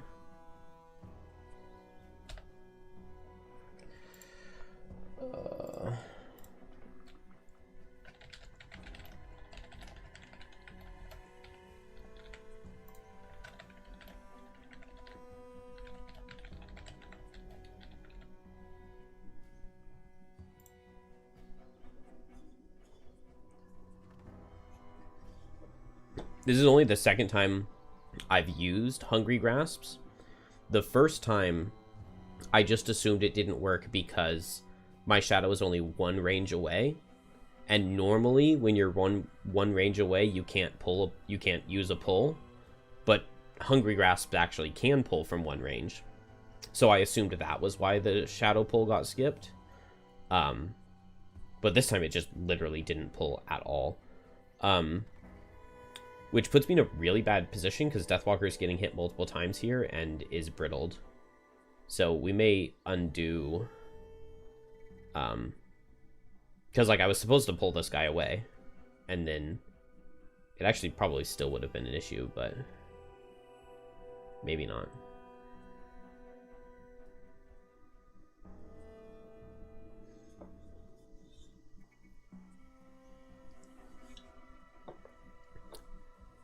Man, this takes so long.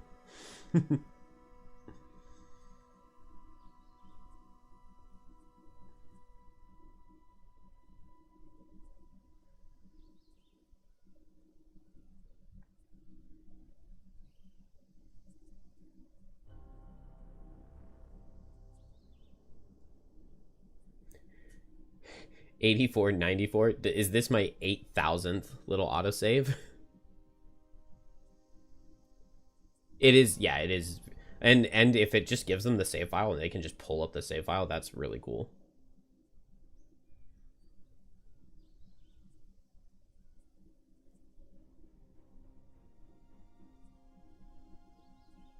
Oh, did it say upload error? I didn't quite see what it said in time. Okay, cool. So is Deathwalker just completely boned here? Oh, Blinkblade's the one who gets focused. Okay, he's not brittled, so it's not the end of the world. And you know what? Yeah, now we just don't go for the Fierce Barrage. I wanted to pull and get the multi-target.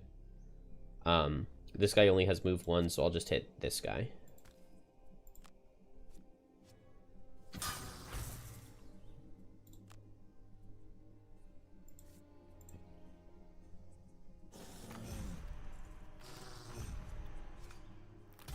Alright, now Blinkblade dies to crit. Why did I say anything? Why did I say anything? We just won't play breakneck speed then. Ow.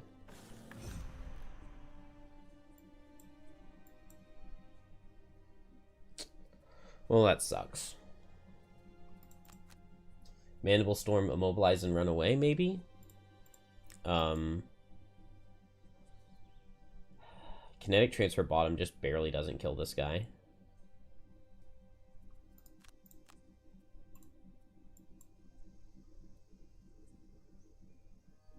Yeah. I mean, I did get crit a lot last scenario, too.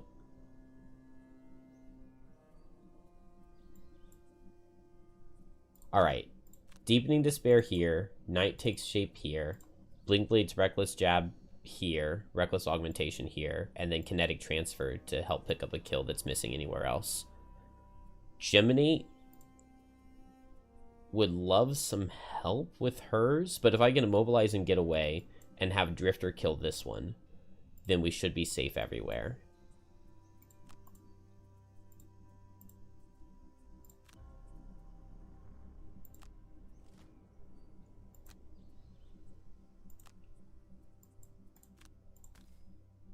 Ah, dang. I can't advantage it. Oh, just barely didn't work.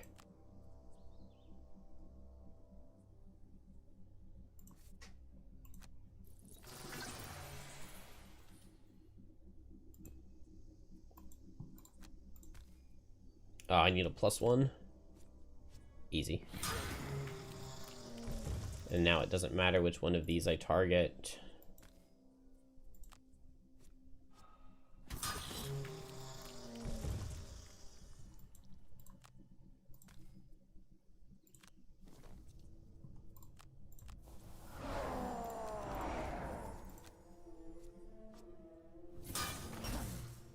Definitely did not kill that guy, but he's not multi-target.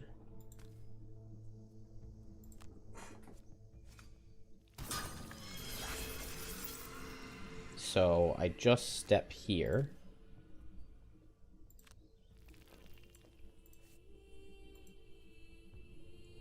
I really wish I could Soothing Scepter myself.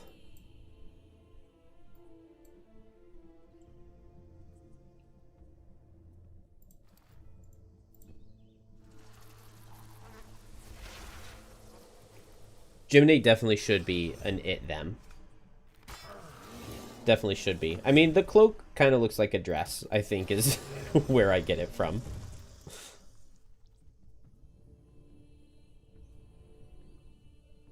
I really want Deathwalker to get all the loot, because she needs 3 wood piles. Okay, this guy dies to wound.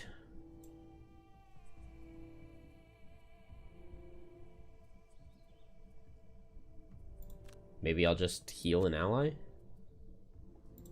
Blinkblade has a long rest from that. Unfortunate. Deathwalker really doesn't even have, like, a card to play here.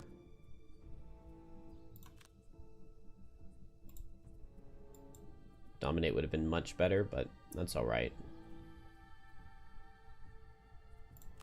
Just chunk of flesh. I get to heal. I may target this guy. Move here, target this guy. It'll be fine. It's not amazing.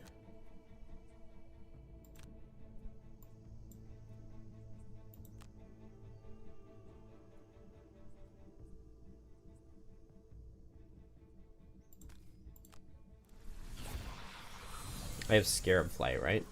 Yeah. So I'll come down here.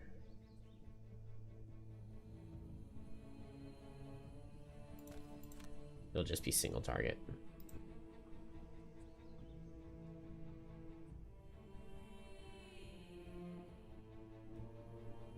I could regenerate Blinkblade. I'm thinking Drifter's going to take a lot of damage here, so I wanted to save the regenerate for Drifter. In case he needs it.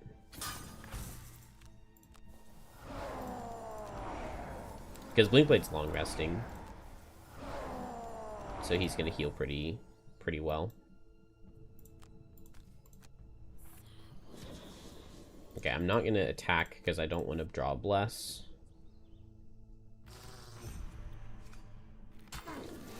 Alright, as long as we don't get crit. I tried to Famous Last Words myself twice in a row.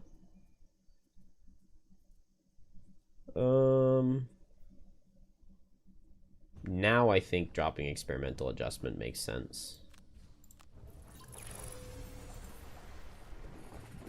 Kinetic Transfer makes this guy die. So Reckless Augmentation, Kinetic Transfer probably kills them both. Drifter will suffer 1. But Blinkblade will be the focus. Yeah, that'll all work.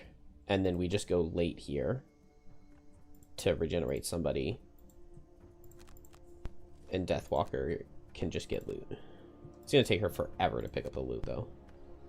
And Blinkblade will get this one.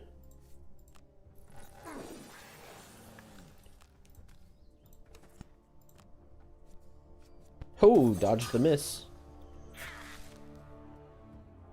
Oh, Drifter outspeeds him. That's really nice. Alright, it was a flame fruit. It was not a wood, so no harm, no foul. -2, I don't get my tick back, but he does still die. Yeah, we need 3 wood piles, though.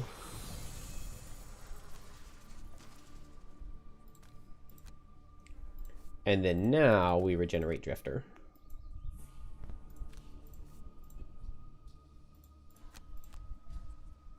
Alright, I need shadow movement.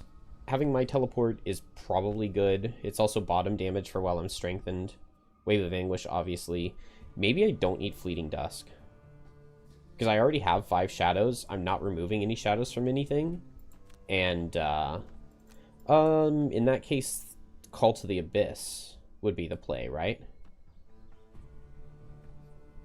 If I already have 5 shadows and I'm not removing any shadows. So we drop Call to the Abyss.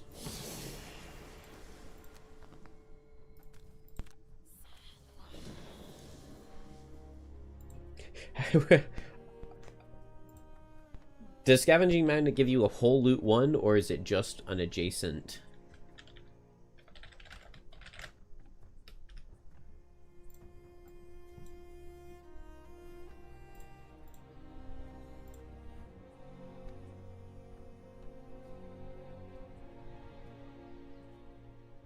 It just gives you one token.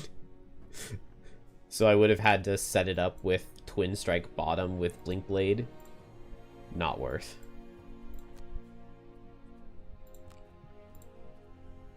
We don't really need Drive Recharge, but I guess there's not much else to do. Could Twin Strike to get that leaf.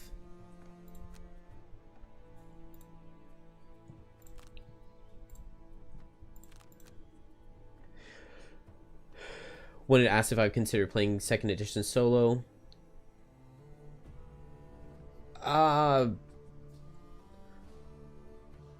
I don't think it's really an option for me. I have a 6-year-old and a 1.5-year-old, so, and we don't have that much room. The only place I would be able to play would be on the kitchen table downstairs, and so it would be a lot to like set it up, and then I'd have to put it all up every time. Like, I'd have to put it up all the way every time.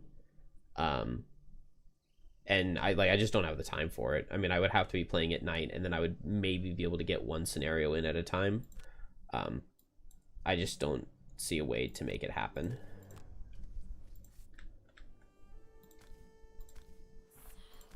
Doesn't seem worth the trouble to me.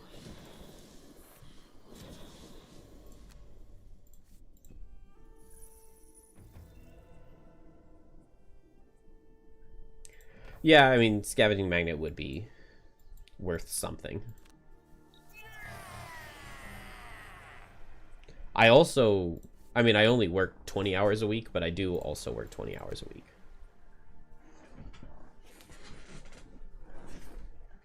But yeah, that's why most of the time I just play for like 2 hours at night after everybody's asleep. But I accidentally fell asleep last night. I was tired.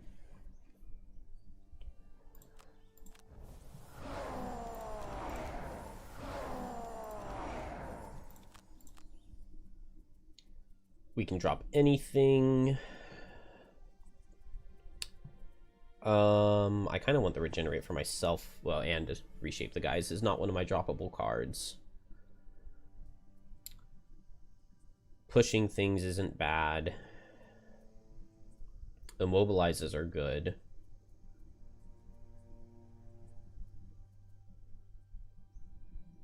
I guess it's Scarab Flight. I think the 2 cards I would have liked to drop are the 2 that are in my hand. You play half the time with your sister, but because of school, she doesn't always have the time, so you often play solo. 2nd edition is lots of fun. Yeah, I know I would like it. I know for sure. That little bit of looking into the circles was pretty cool. Go late to get my boots healed. Just move to the corner away from the loot. And man, I can't open the door because when I do, I need to move the shadows. But I didn't even get wood. Is there any way for me to check the loot pool? This is what, 32?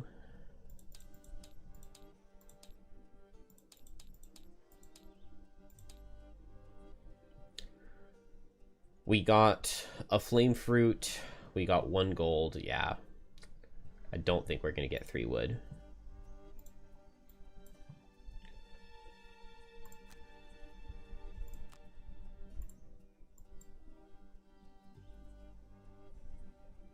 Man, I need some ally move, because then Deathwalker could move shadows and somebody else could move her.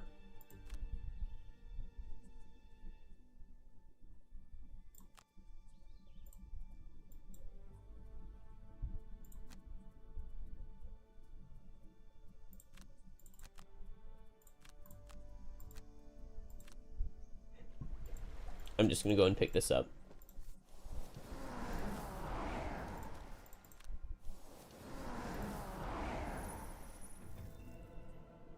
Okay, it wasn't wood. Ring of the Night is very, very, very, very interesting. That really could end up being a very nice item. Yeah, 5 wood in the loot pool. It's possible. Maybe we get one of them right here. Yes. Okay, 2 wood to go. That's really good.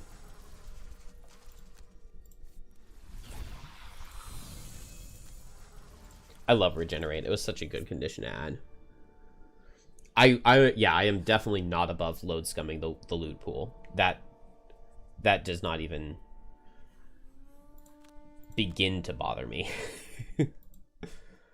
I do think I'm gonna go ahead and open the door.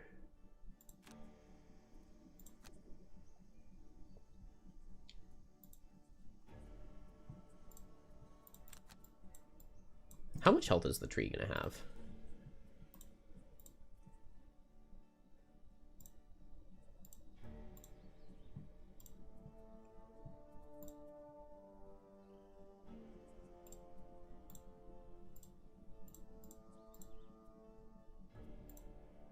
$96 health, and it's probably retaliate 3 level divided by 2.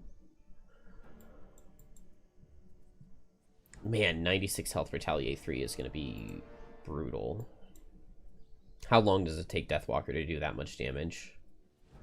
A while. But Hungry Grasps is like multiple attacks for 3. Deepening Despair is an attack for 4. Anger or Wave of Anguish is a bunch of attacks for 3.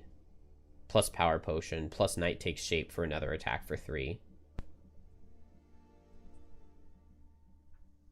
She's going to be dealing like 50 over the course of like 4 or 5 turns.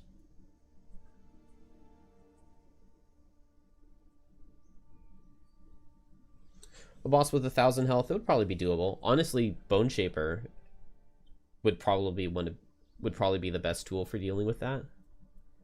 But I would never say that out loud. I wish I had more move and move shadow cards.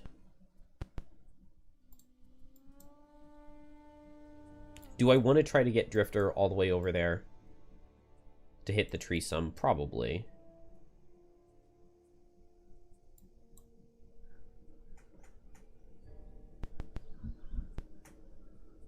Yeah, 1,000 health shield too. That would be so stupid.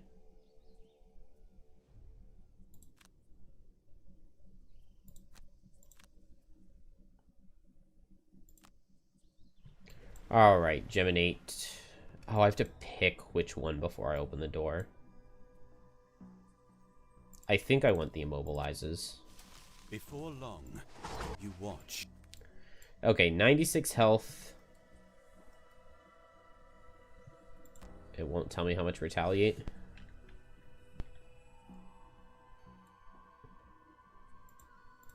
Is there not a way for me to find out how much retaliate it is until I just hit it? That's frustrating.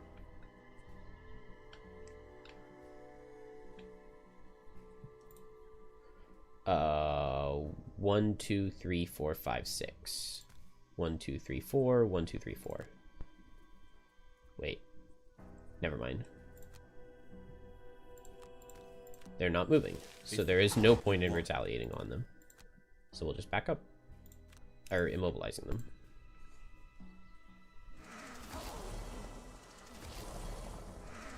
Yeah, you're right. You're right.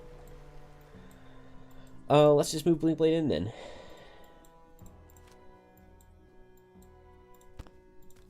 Did I drop the invisibility card?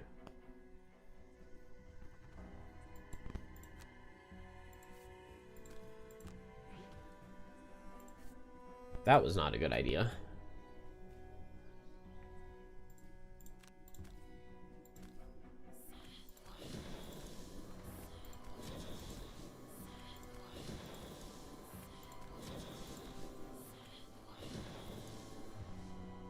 Do I think new characters could be made at this point? Having so many characters, any new one would just feel like a copy of an already existing one. You can definitely make new characters.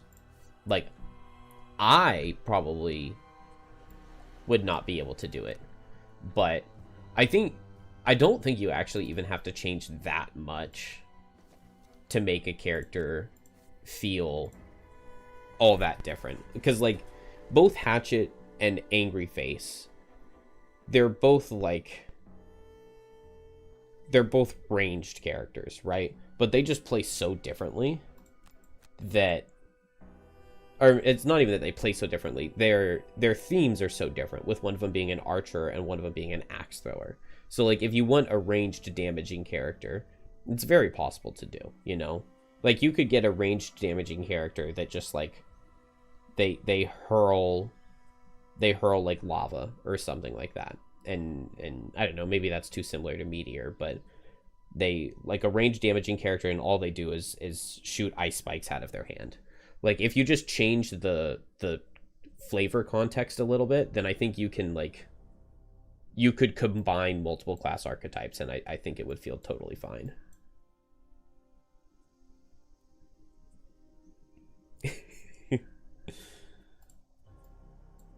Wait, I sent Blinkblade all the way in here. Why did I do that? Okay, we'll long rest. We'll long rest. Hunger Grasp plus Black Barrage. Pull. I guess I'll only pull one of them, but I'll get to pull one of them. I have move 5 here if I want it. 1, 2, 3, 4, 5. Still doesn't quite get there. But then move 3 after maybe does. I don't think I ever attack any Harrowers. I think I just try to run past them. And Blinkblade should be able to tank most things here at least. 1, 2, 3, 4, 5. He's going to move to give himself disadvantage, right? Nice disadvantage. Although that's a lot of damage.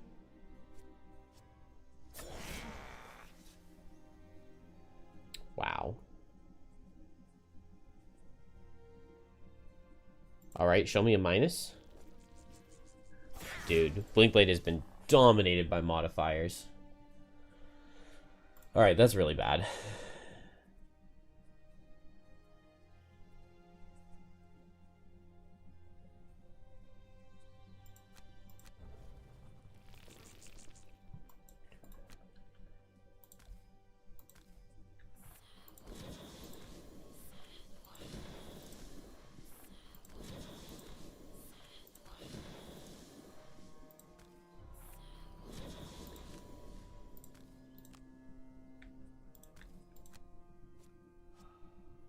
No, not one of my blesses right now.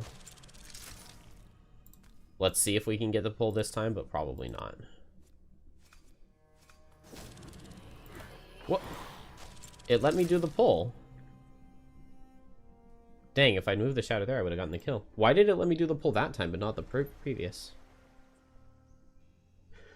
You made a royal archer from the capital, use a crossbow and sits really high tower. Canonically as a profession. Canonically. Canonically. This means she gains range for every turn she stands still, scaling potentially infinitely, but getting reduced to 0 when she moves. That's cool. Yeah, but it's good to have characters that are good in, like, some scenarios and not in others.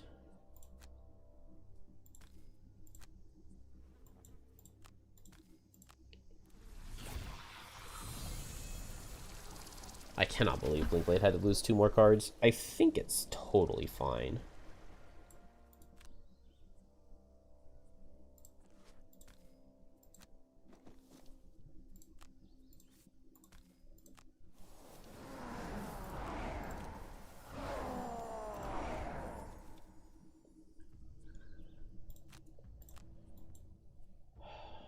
Drive recharge. Blinkblade probably just wants to run away and hide in the beginning, right?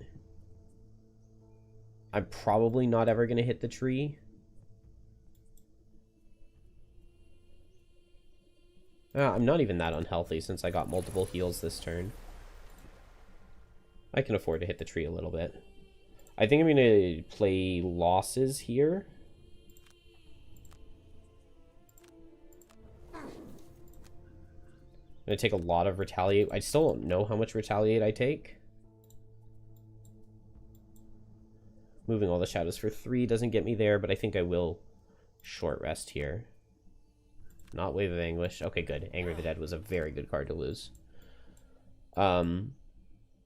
So I can Deepening Despair and hit this guy. And move all shadows. Well, maybe I'd rather save Deepening Despair because I can hit the tree with it. Maybe I move here and Fleeting Dusk. I don't want to pull my modifiers, though. What's Geminate doing? Going relatively fast and not switching. So Geminate kills this guy. 1, 2, 3. I can go ahead and hit the tree twice with Hungry Grasps.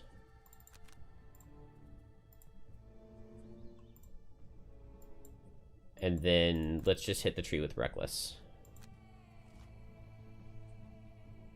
Alright, totally cool. Okay, this is a good turn.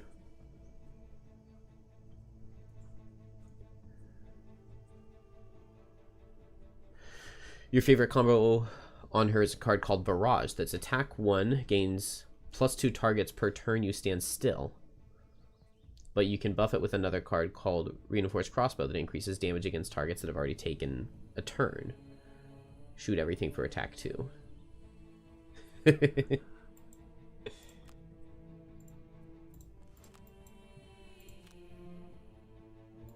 Alright, to get all the way to the back. Hit this thing. It is Retaliate 3, like I predicted.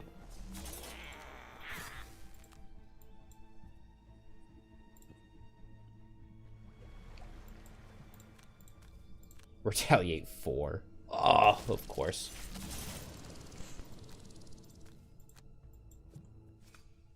Oh, they do have move. Alright, Geminate has cards to lose, though.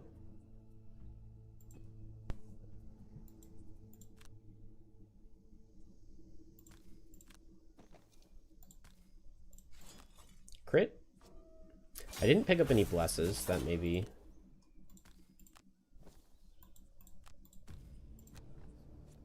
this Retaliate's really going to stack up. And I just dropped a lot of my healing options.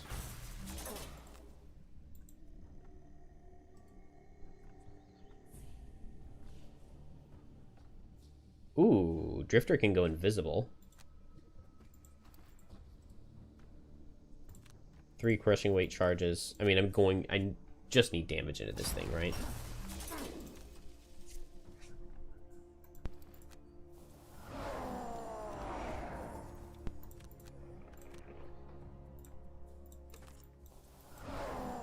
Now I'm actually kind of likely to survive a hit, I think.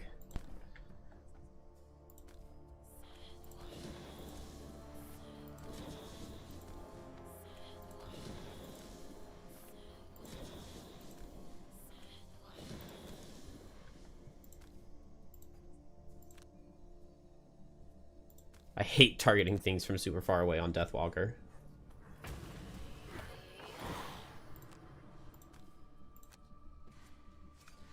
Nice.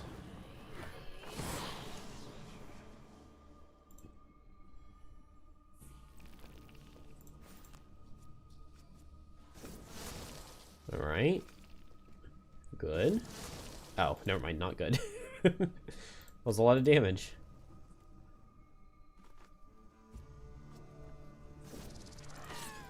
I'm not going to Biting Gauntlet when I'm getting pushed away this time. Alright. Drag down, come in here, and get multiple disarms. It's as good as I can hope for, right? I'm healthy, so stab them all. And then just pick up the chest. Drifter, heal up.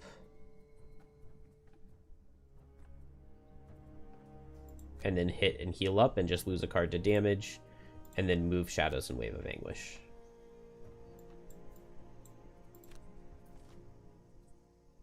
good. I don't even need to move in and disarm now. Oh wait, I'm gonna undo.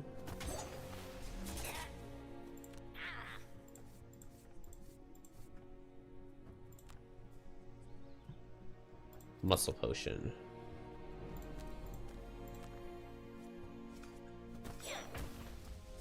Wound that tree. I mean, trees can be set on fire. We should be able to wound trees.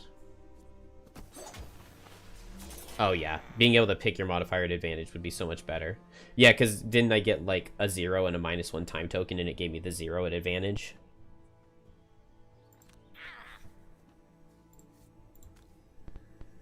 Is it worth it to do an advantage attack for 1 for Retaliate 3? I should have done different attack.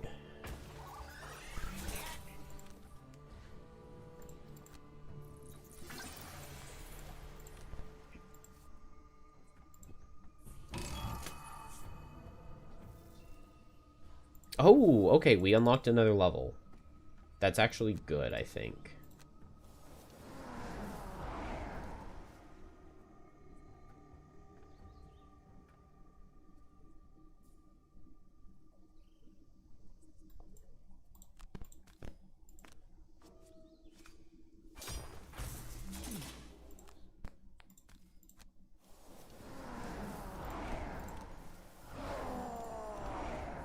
The Savas Ashbound, really big boy made of ash and rock, and his gimmicks is that he respawns once every scenario. The trade-off is that he's only 9 cards, no range, no shield, and so many persistence.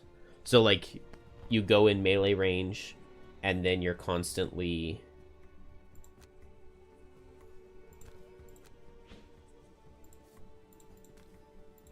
Oh, I can't disarm here? Okay, I'm gonna undo that then.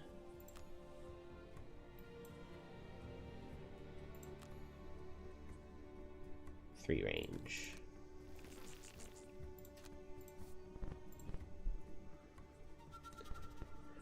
Persistence have a special value boon attached to them that's basically a negative shield. Ow.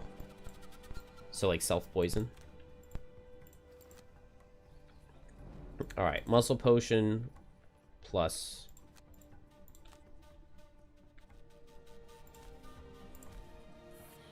power.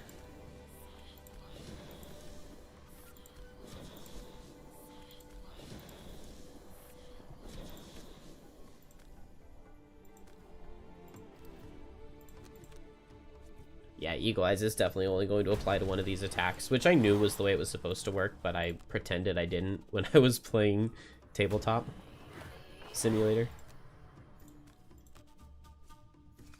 Because it's nice to have Eagle Eyes affect everything. But we basically got the 96 damage done.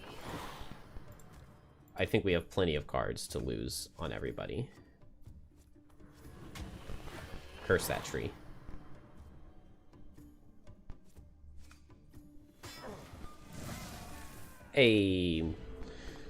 That renewing potion with these high-level shield cards is so good. Alright, now I drag down again. Oh, except I still can't disarm the Shrike Fiend. So maybe not. I mean, I can just go in and face tank. It's fine. Deepening Despair. And I don't really need to do a bottom, so I think I just move to and pick up loot. I'm gonna waste my strength in. It's not worth it.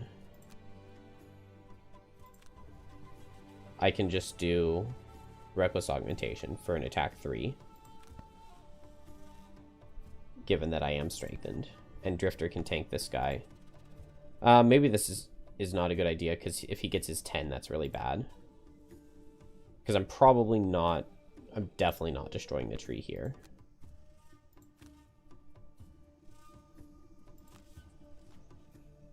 But maybe next turn?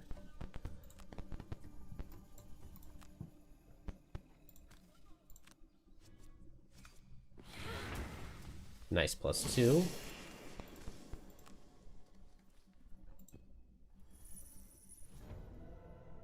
It definitely should have long rested Blink Blade. Luckily, it's single target Shrike Fiend. And it is move on these guys, so I'll... Oh, dang it. I don't even reach to drag down.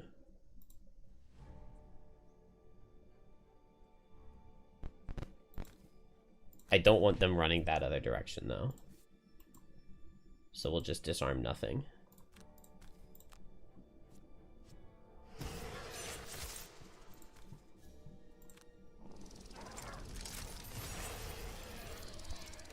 If only that push had any value to it at all.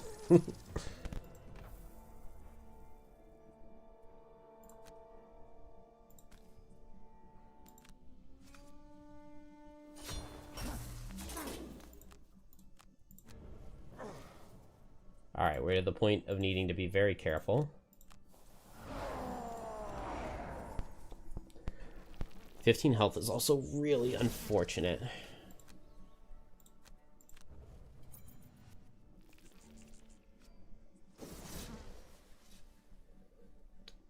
Strengthened attack 3. It's worth it. Is it worth it? Because then if it's an attack at all next turn, I just lose my final 2 cards.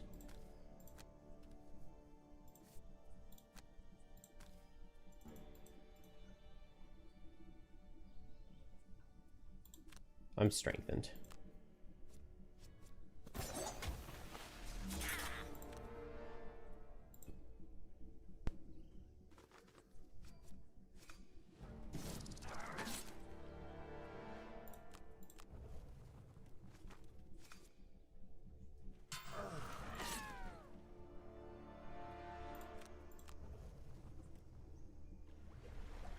Alright, Blinkblade can outspeed them. I don't know if I can get away if I need to, but I can outspeed them. There's more than one, though, so they get multi-target. I guess I can lose 2 cards twice and exhaust in the corner. So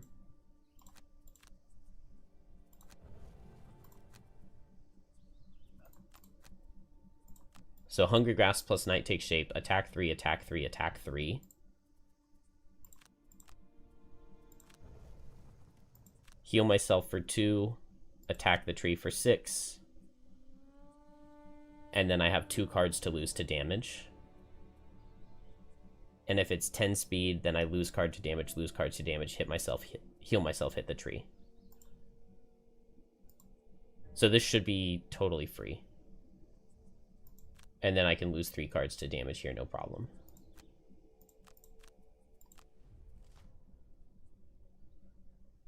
Okay, Blinkblade outspeeds that. So it's not an issue. I could attack for 3 one time. And then lose the 2 cards in my discard pile. That's worth it, because now a win is guaranteed.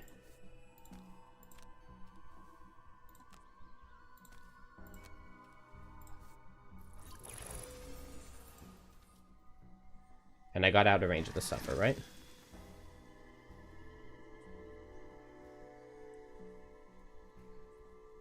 Blinkblade's fine.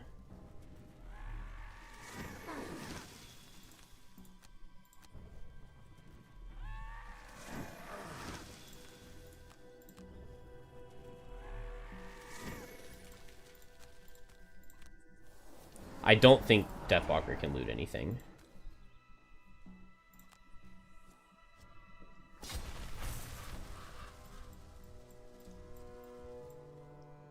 Nope.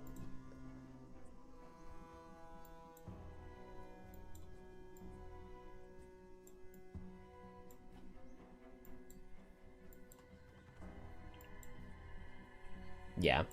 Deathwalker can't loot anything. We'll tell Drifter he did a good job by healing him and blessing him.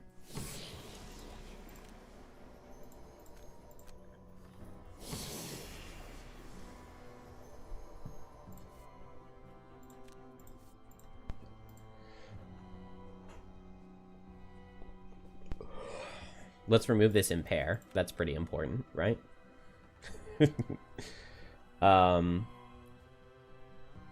And I want experience.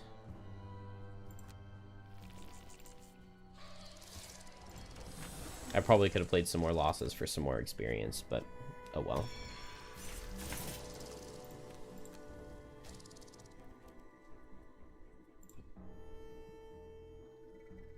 Whew.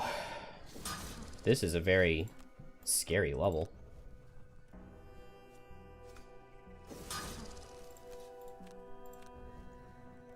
We had like 3 characters that were basically fully exhausted.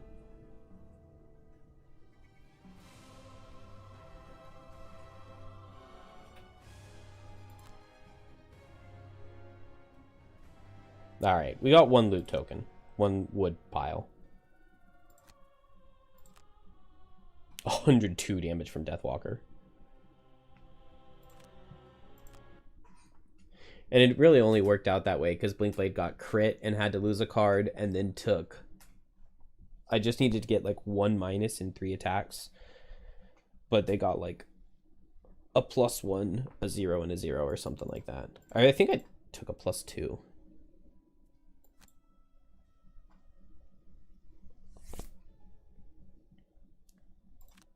A man walks through the open gates of Frosthaven.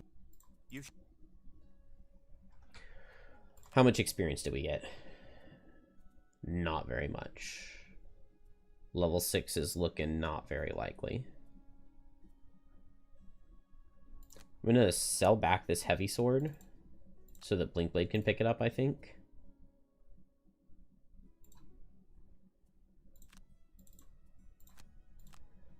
Blinkblade is rich.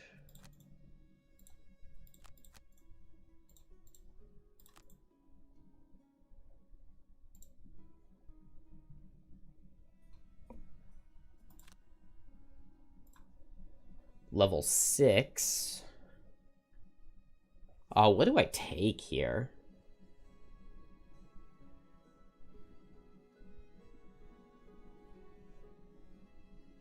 Huh. It's probably consume stamina, right? Consume stamina has a couple good uses.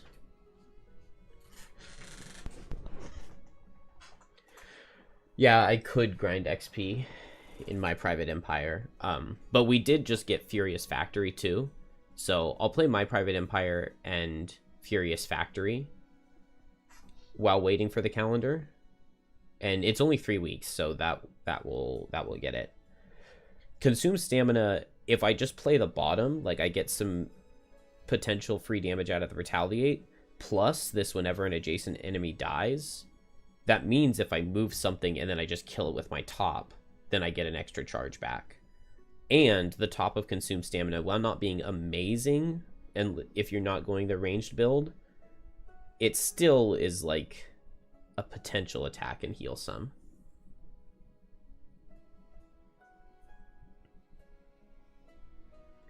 Well, you're consuming their health and then giving it to an ally. So you're consuming their...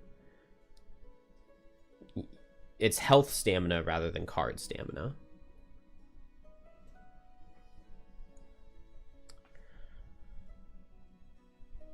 Accurate strikes, like, it would just get the advantage, but I don't get any ticks back.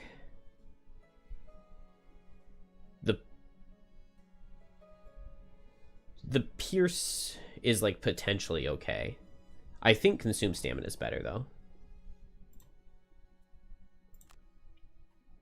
Plus, if I have the Fierce Barrage if I want to do any ranged stuff.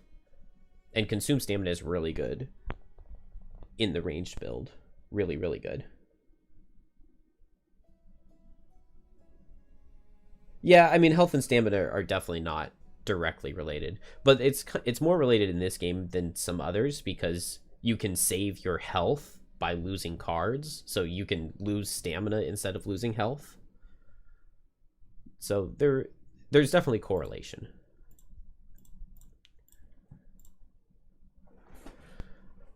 Let's see. We could get some pushes.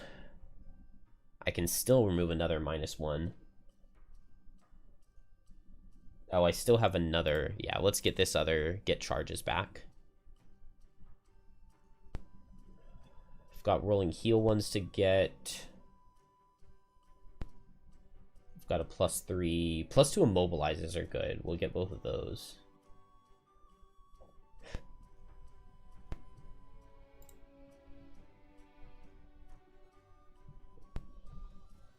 Agreed. Consume stamina is definitely the cooler card.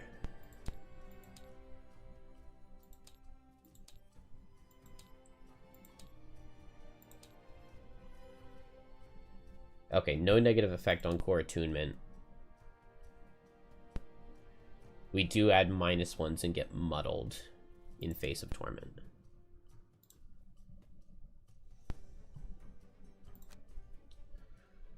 No rock root, but everything else. And I need 2 more wood piles. So Realm of Endless Frost, I'll have several opportunities. Oh, Furious Factory barely has any wood. And my Private Empire, there's a lot of loot here.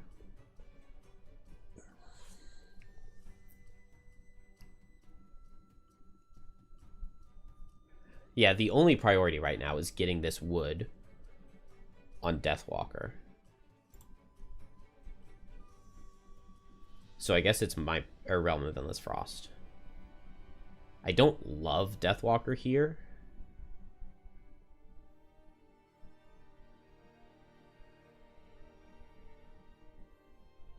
How much time do I have? I have an hour and 15 or so minutes.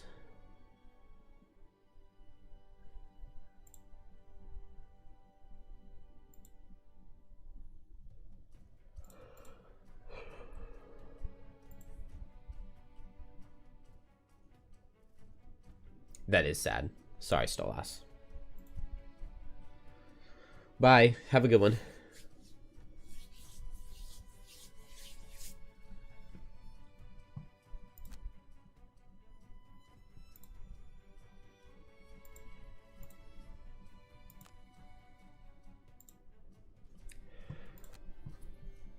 The party composition for Realm of Endless Frost is very important.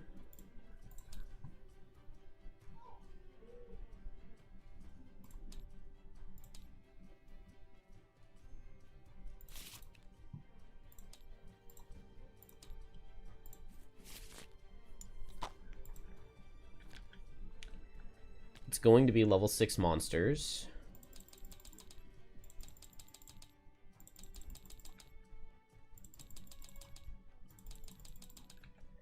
So 68 health on the boss is not as much as the tree had if it's 2-player. I want to see a lot of experience on characters. Drifter's new consume stamina, I think, is really good into the living spirits, because it gives me retaliate too.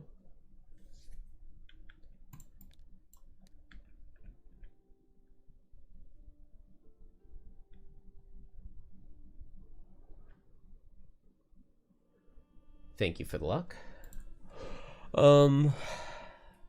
Everybody discards 2 cards. This is such a dumb scenario effect for starting this level, because it's already like such a stamina slog.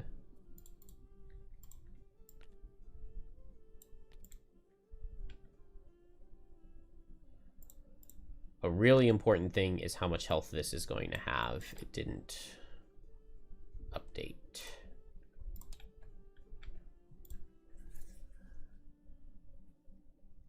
Level +2, so that's going to be 8. Oh, only 16 health in 2 character. Yeah, level +2 like barely scales with difficulty. So that's good.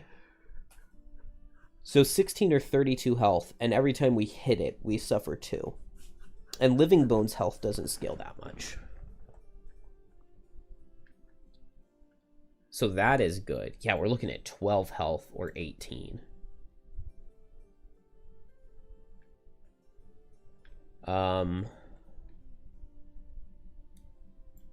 So that is really, really good. We want to hit the glowing orb as hard as possible. I really, really want experience on both Geminate and Blinkblade, and I need wood on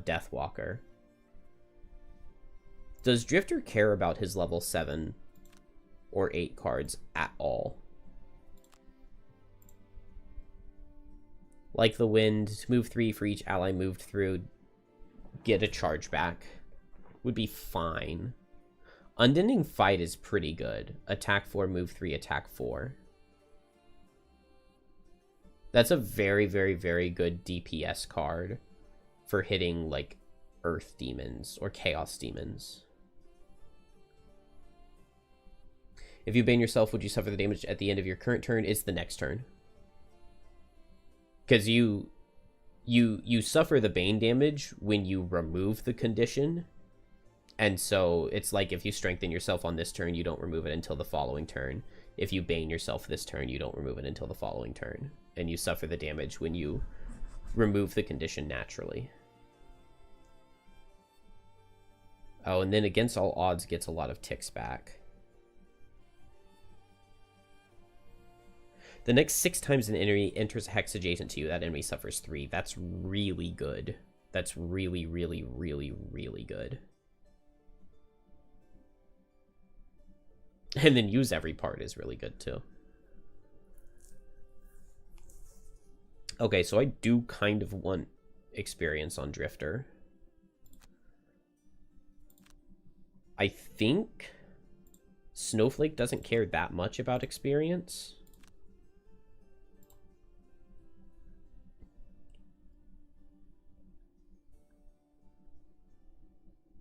Stormwall would be good.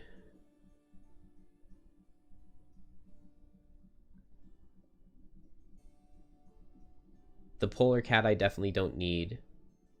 Frozen Brand would be good for stalling near the end of the level.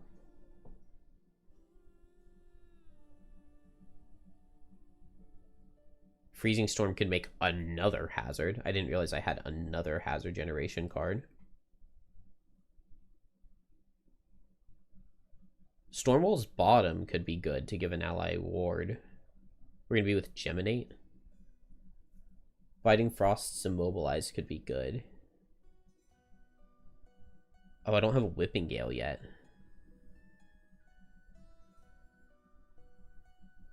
Whipping Gale's loss could be good. Oh, Surging Blow would be amazing. We need Surging Blow. And Snowblind would be good if we could get there. Okay, so everybody wants experience.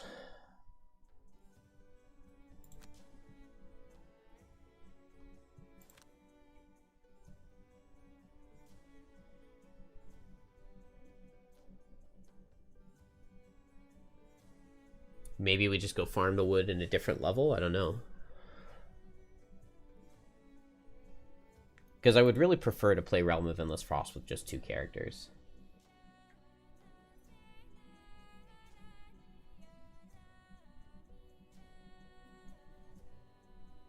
You don't get to move your shadows from the first room to the second, so it makes Deathwalker bad, but also Wave of Anguish is really good into the boss.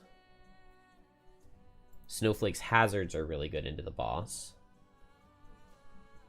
And Birds in a Tempest is really good at getting through the 3rd room. Geminate is just not amazing, but just needs the experience so badly.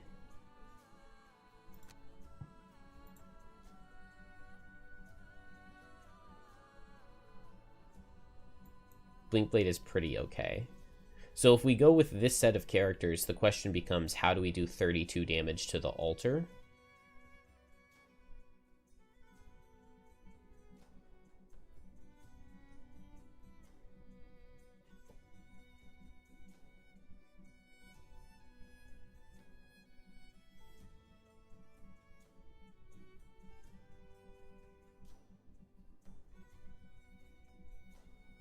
And that sounds hard. How much health do Blinkblade and Snowflake have? 15 and 14. So that means I can attack the altar 7 times.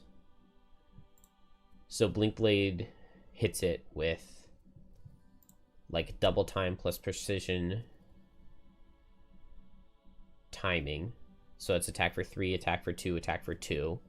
I muscle potion ahead of time. So we'll assume +1s. So 3 plus 2 plus 2 plus 3 is 10. And then Snowflake can command a strengthened attack for 3.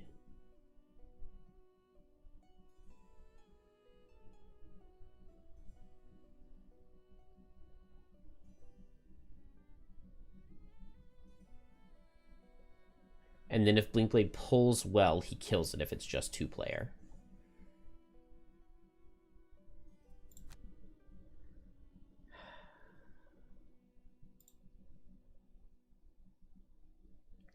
If we add in Geminate,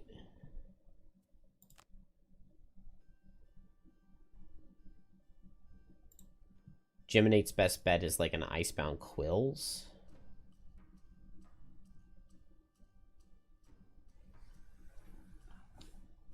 Makes the boss a lot harder, but maybe Geminate's number of cards is good for the boss, except we don't get to pick who it targets, so that's bad.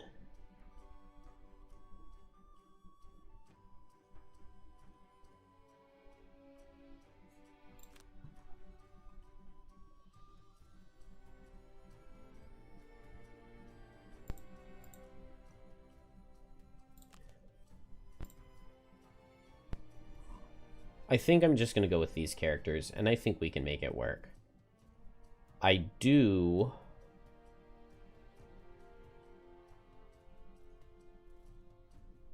need to change Deathwalker's build around, though.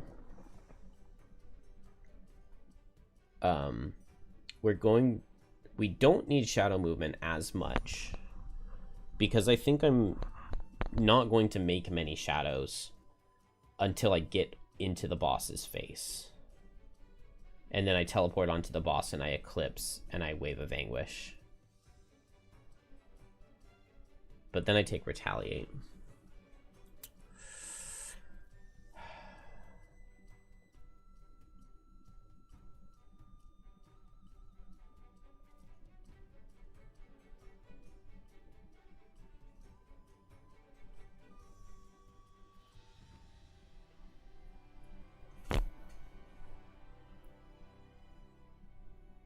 Deepening Despair would be really good to get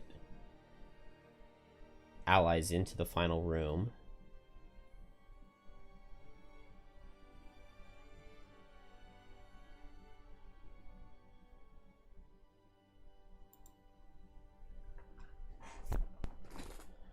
Blinkblade's invisibility is good. So the question with this party is, can I deal 32 damage to the altar when I open the second door? But I can get off a Dominate for an attack 6.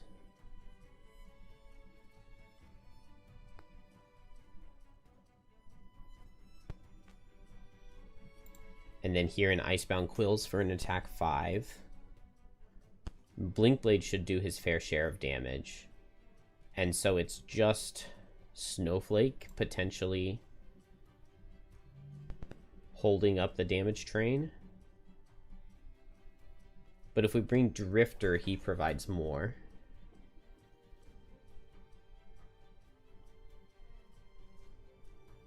But Snowflake is my best tool for doing damage to the boss, because I don't have to attack the boss and get retaliated on.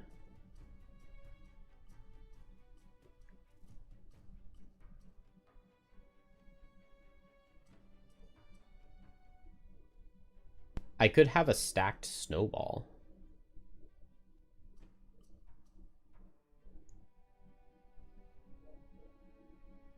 And then get off like an attack for 6 or 7.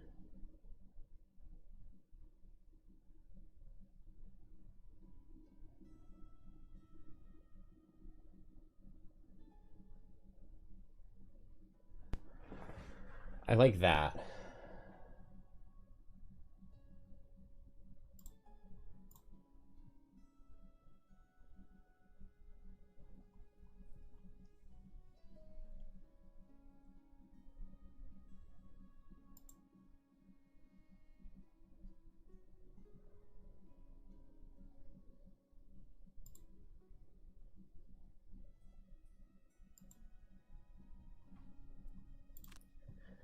Okay.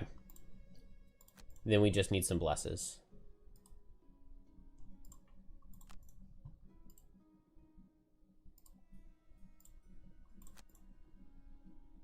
And we'll just grab them on everybody.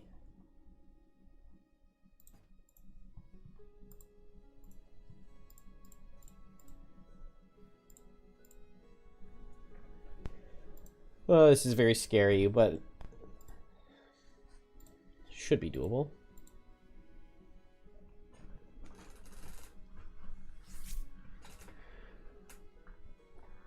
Wait, I'm just realizing, though, that the suffer 2 damage on everybody's going to stack up really quickly. Blingblade does 3 attacks. Snowflake does 1, that's 4. Deathwalker does 1, that's 5. Geminate does 1, that's 6. So everybody will take 12 damage.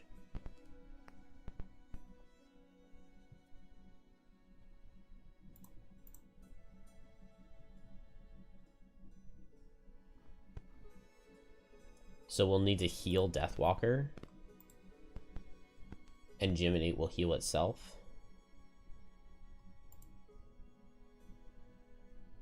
But I can heal with, like, White Wind's Bottom.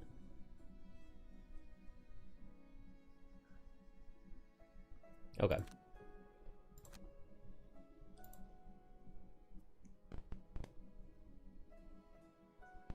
Need 2 loot tokens on Deathwalker. Can she bring her loot card?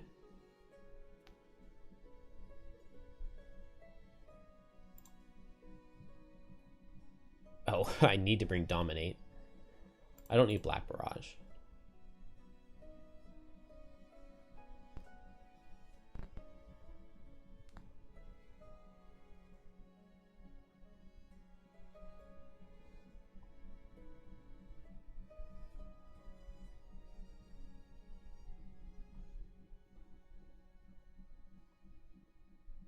Anger the Dead is good for living spirits.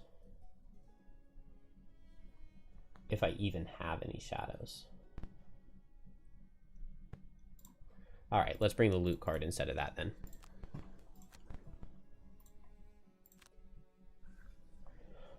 I may not have enough time to finish this. I have about an hour. 6 Arrowvine. That's an insane number of Arrowvine. Kill an enemy before its first turn. Actually possible with living spirits. 0 cards each time you rest or occupy a door hex adjacent to 2 enemies. Never exit a hex adjacent to an enemy. Suffer damage from an attack while you long rest. Collect the least loot tokens. Long rest at full health after having suffered damage. Apply a negative condition to somebody who already has one or only take short rests. 7 or fewer experience points. Kill an enemy not adjacent to you while adjacent to another enemy, or lose a card to negate suffering 5 or more damage.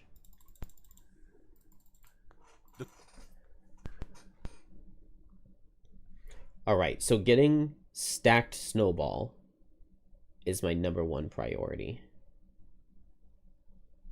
Which I'm now realizing is not easy to do. Because I do not have very many ranged attacks.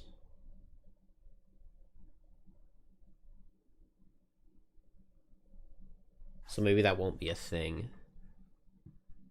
In which case, how am I dealing 32 damage?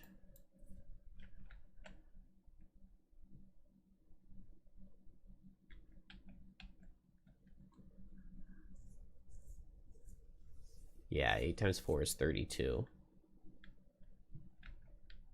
Man, I wish this thing only had 4 health.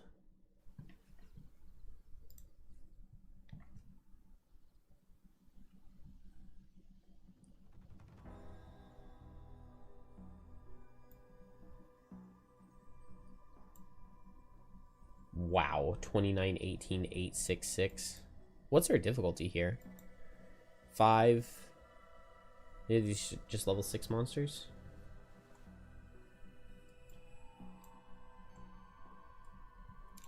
No reshape the guys. No horn beetle.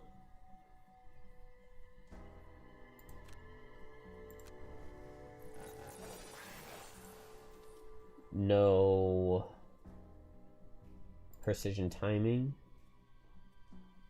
or breakneck speed.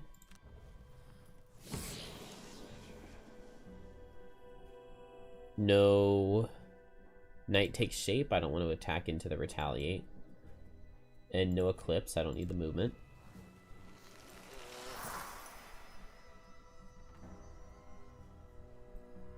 No blinding vortex or birds in a tempest.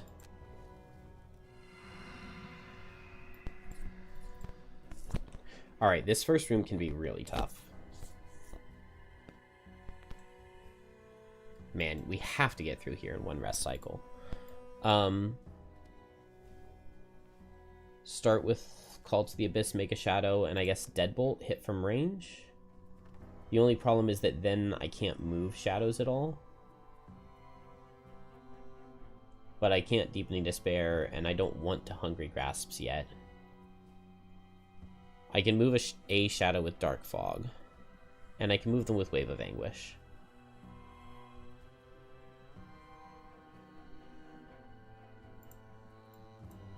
Blink Blade. I could Kinetic Transfer to push something back. I think I'm going to go slow and Drive Recharge heal up on turn 1. And then hopefully I can get on top of Living Spirits.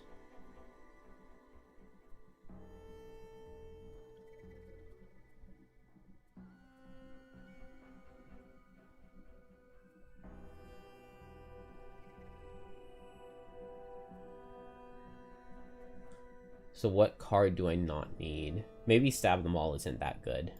Because Retaliate and... yeah. So here, I could go for multi-target Immobilize. I could go for single Disarm. Let's go late and maybe like pull in a Living Spirit. And then I think here, I want to go fast and just make a bunch of hazards. But it does make ice if I do that. Maybe I move up, make hazard, and just push a Frost Demon away. Making as much ice as possible sounds good. Okay, good. None of them are using ice. And they get rid of their heal card, which makes wounds better. Because it is not a shuffle.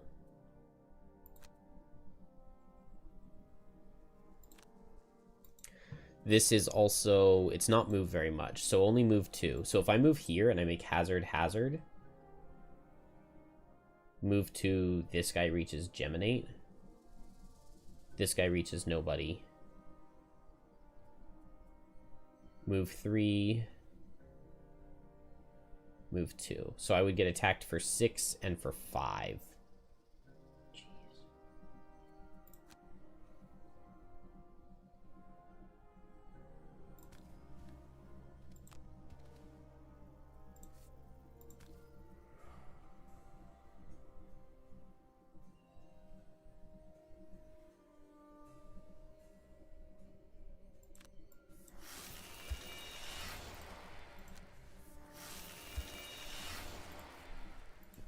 Oh, maybe I wanted Cold Snap damage into Living Spirits.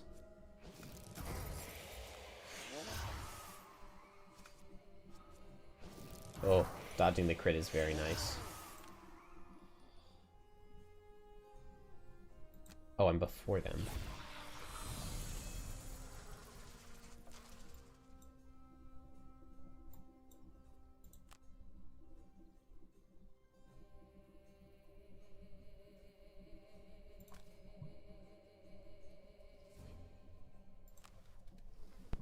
Not getting to use my pull to pull into a hazard is sad, but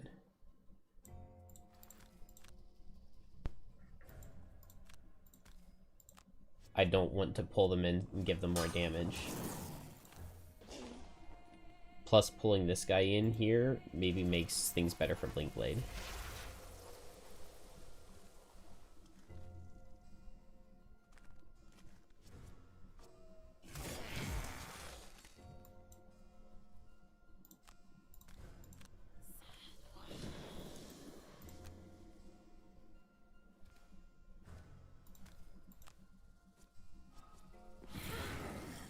Dang it. Crit bless. Alright, I'm just not going to do stab them all at all.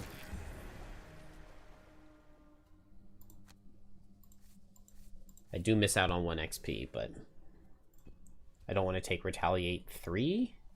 Yeah, Retaliate 3. Okay, so what is the play? Man, this guy blocked.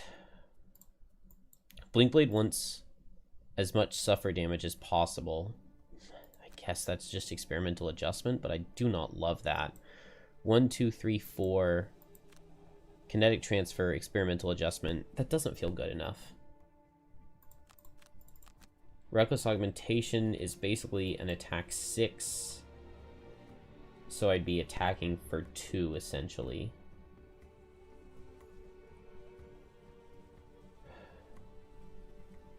Or... ugh. What else can I do? This is a bad start.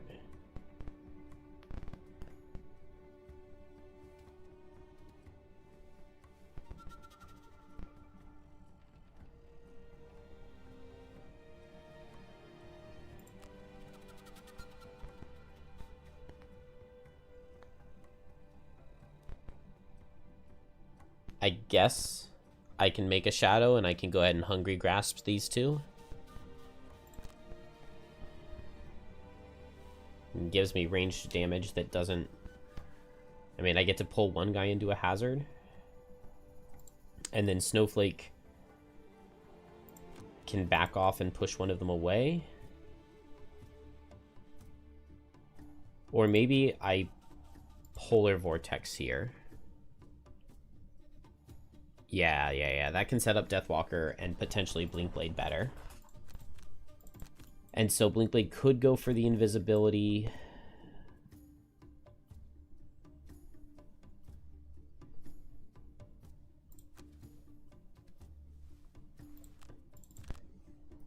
I think I just target the Elite Living Spirit and I try to kill it. Can I eat the ice?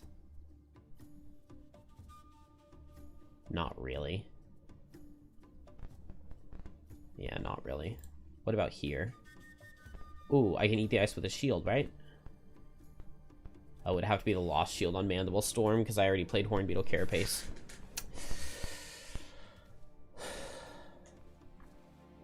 Then I just want to disarm something.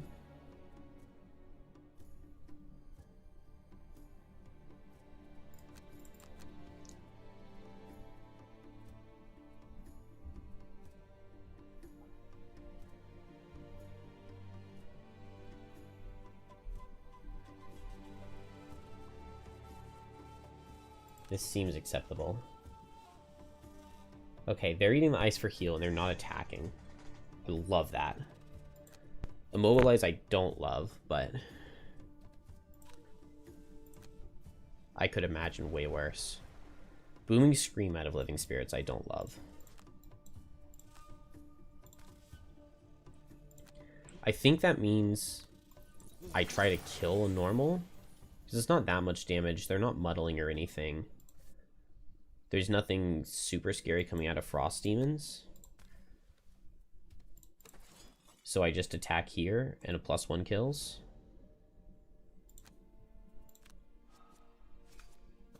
Good. Alright, that saved multiple hits of damage on my characters. And this guy gets a heal, but that's not the end of the world. I can't move away, though. Go and heal myself. And then now we have Polar Vortex. So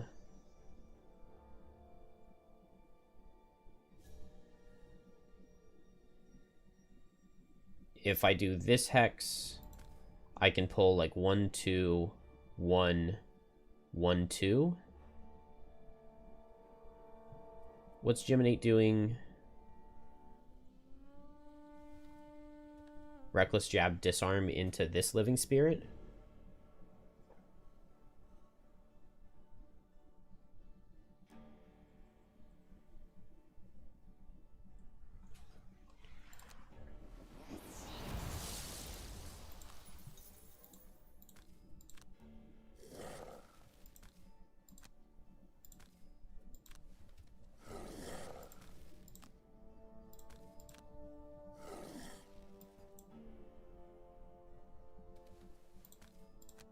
I can't... Yeah, I can't pull at all on these two. Do I want a stamina potion a card? Probably not, because I'm just going to Lifting Gust this next turn. Go fast and Lifting Gust.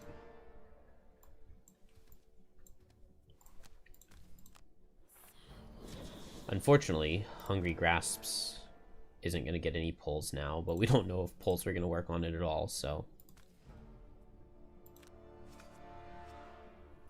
Oh, there's both my blesses gone. But maybe I kill this guy? Nice, beautiful. Okay. One enemy down. So I could disarm this guy for the next turn, or I disarm this guy and I block 3 attacks.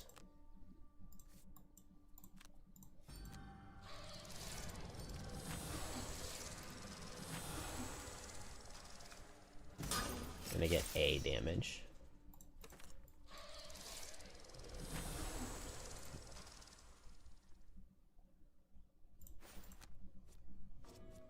Dang. Didn't miss Snowflake. I hoped to keep the regenerate, but that's alright. The disarm probably saved Snowflake's life. Would have died to a 0. So Snowflake goes fast. 23 is fast enough. I want to save the heal on White Winds. And I just Lifting Gust this guy. He suffers 1, 2, 3, 4. Yeah, he suffers 6. I can immobilize him over here. And that'll be really good. I don't get to keep these shadows. So I think I can move them and hit this guy, or move them and hit this guy. Either way. And that'll set Dark, and then the next turn I dominate Dark Fog. Yeah, that'll be good. I have Poison and Immobilize.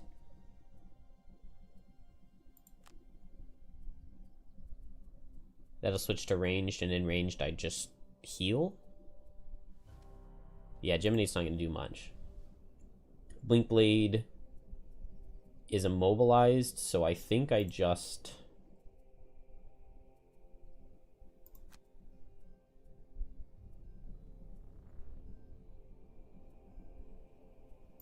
Blurry Jab Twin Strike next turn sounds good.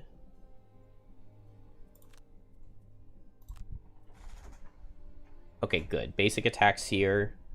Attacks from these guys, but not the end of the world.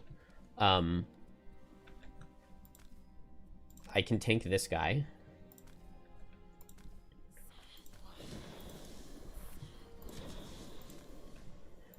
And I Deepening Despair here.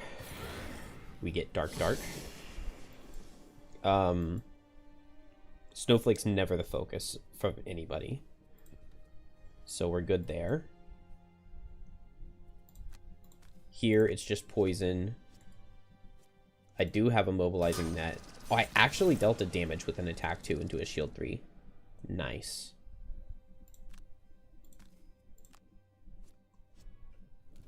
I actually dealt 2 damage into him with 2 attack 2s. Beautiful.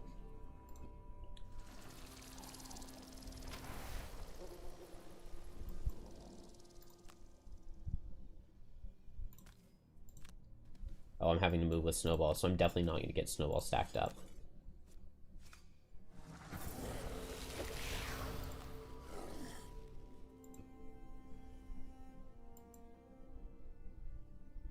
Alright, I was thinking potentially Experimental Adjustment. I would get 2 Muddles out of it. Yeah, 2 health for 2 Muddles sounds worth it.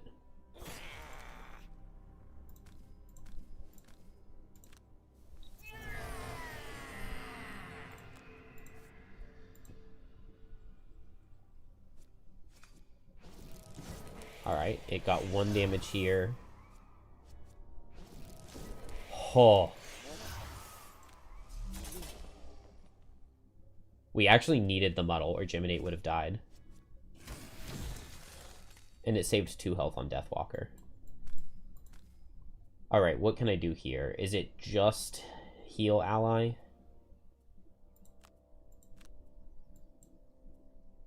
Deathwalker has a disarm on any one target she likes. And Blinkblade has Twin Strike Blurry Jab. Do I need to play Mind Spike to kill this thing? If I go 1, 2, 3, I'm 4 range and I can kill this thing.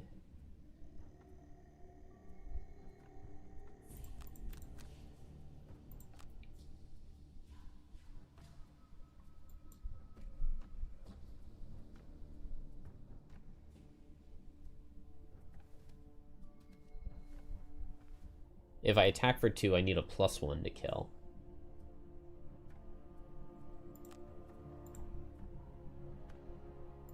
Deathwalker could kill it, but she'd rather target other things. What is Snowflake doing? Ooh.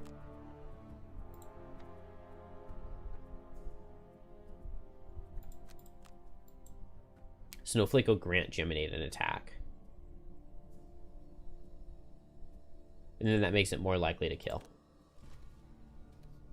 Okay, they're stunning if they're not dead. That's really very potentially scary.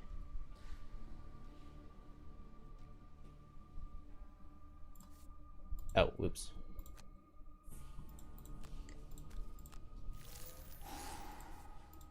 Zero kills. Okay. +1 wound always would have killed anyway. And then now I have heal 2, move 2, so I guess into Geminate since it's low. It's multi-target card out of this guy, so I probably disarm him. And stun here. Move 3 out of this guy's bad. Well, but if it's just multi-target here, Deathwalker can survive an attack 5.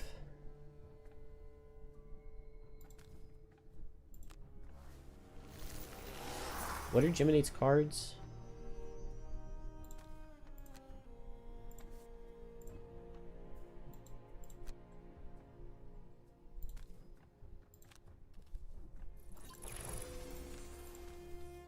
Oh, dang. I guess crit would kill? Blinkblade? Crit would kill? 0 does not get there.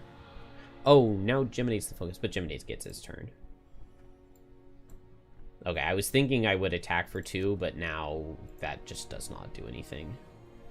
So I just heal Blinkblade up because he's going to get hit. And then I move so that Geminate's not the focus.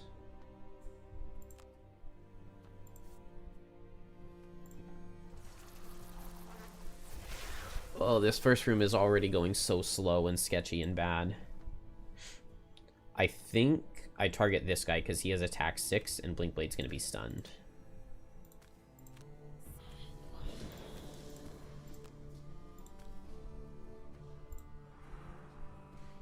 Do I not have Eagle Eyes?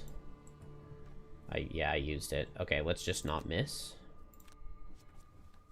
Good. A very good not miss. Alright, Blinkblade gets stunned, but was out of cards anyway, so wanted to long rest. And Deathwalker only would have died to crit.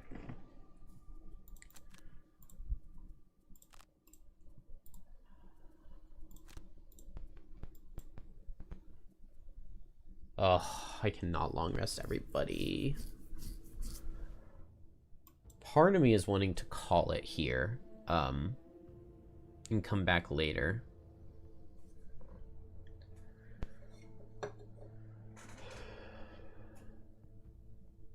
Because my son should be waking up really soon.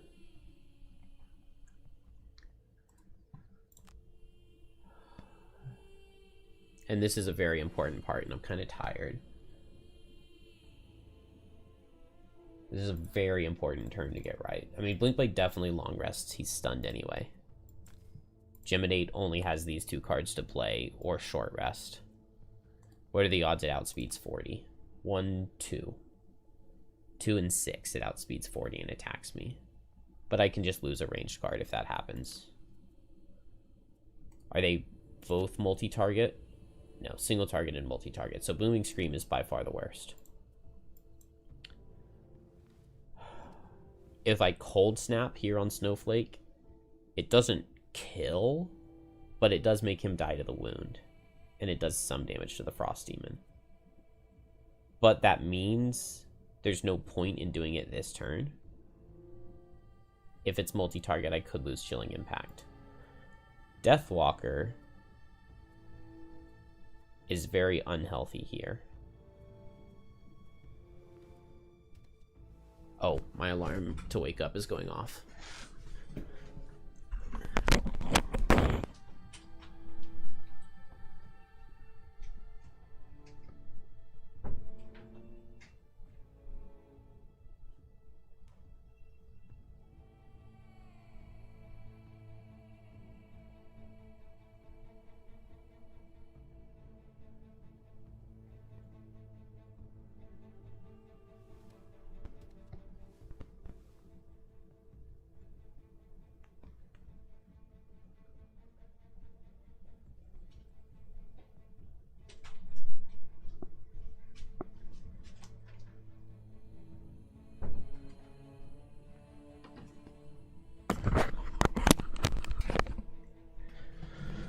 Okay, I am going to call it here. My son is awake, and I need to go make his lunch, and we leave for school in 20 minutes anyway. So, I don't love this start, but we played no losses, which is good. No losses is pretty good. I didn't get Snowball stacked up, so it's going to be very difficult to destroy the altar in here. But surely we can do it, right?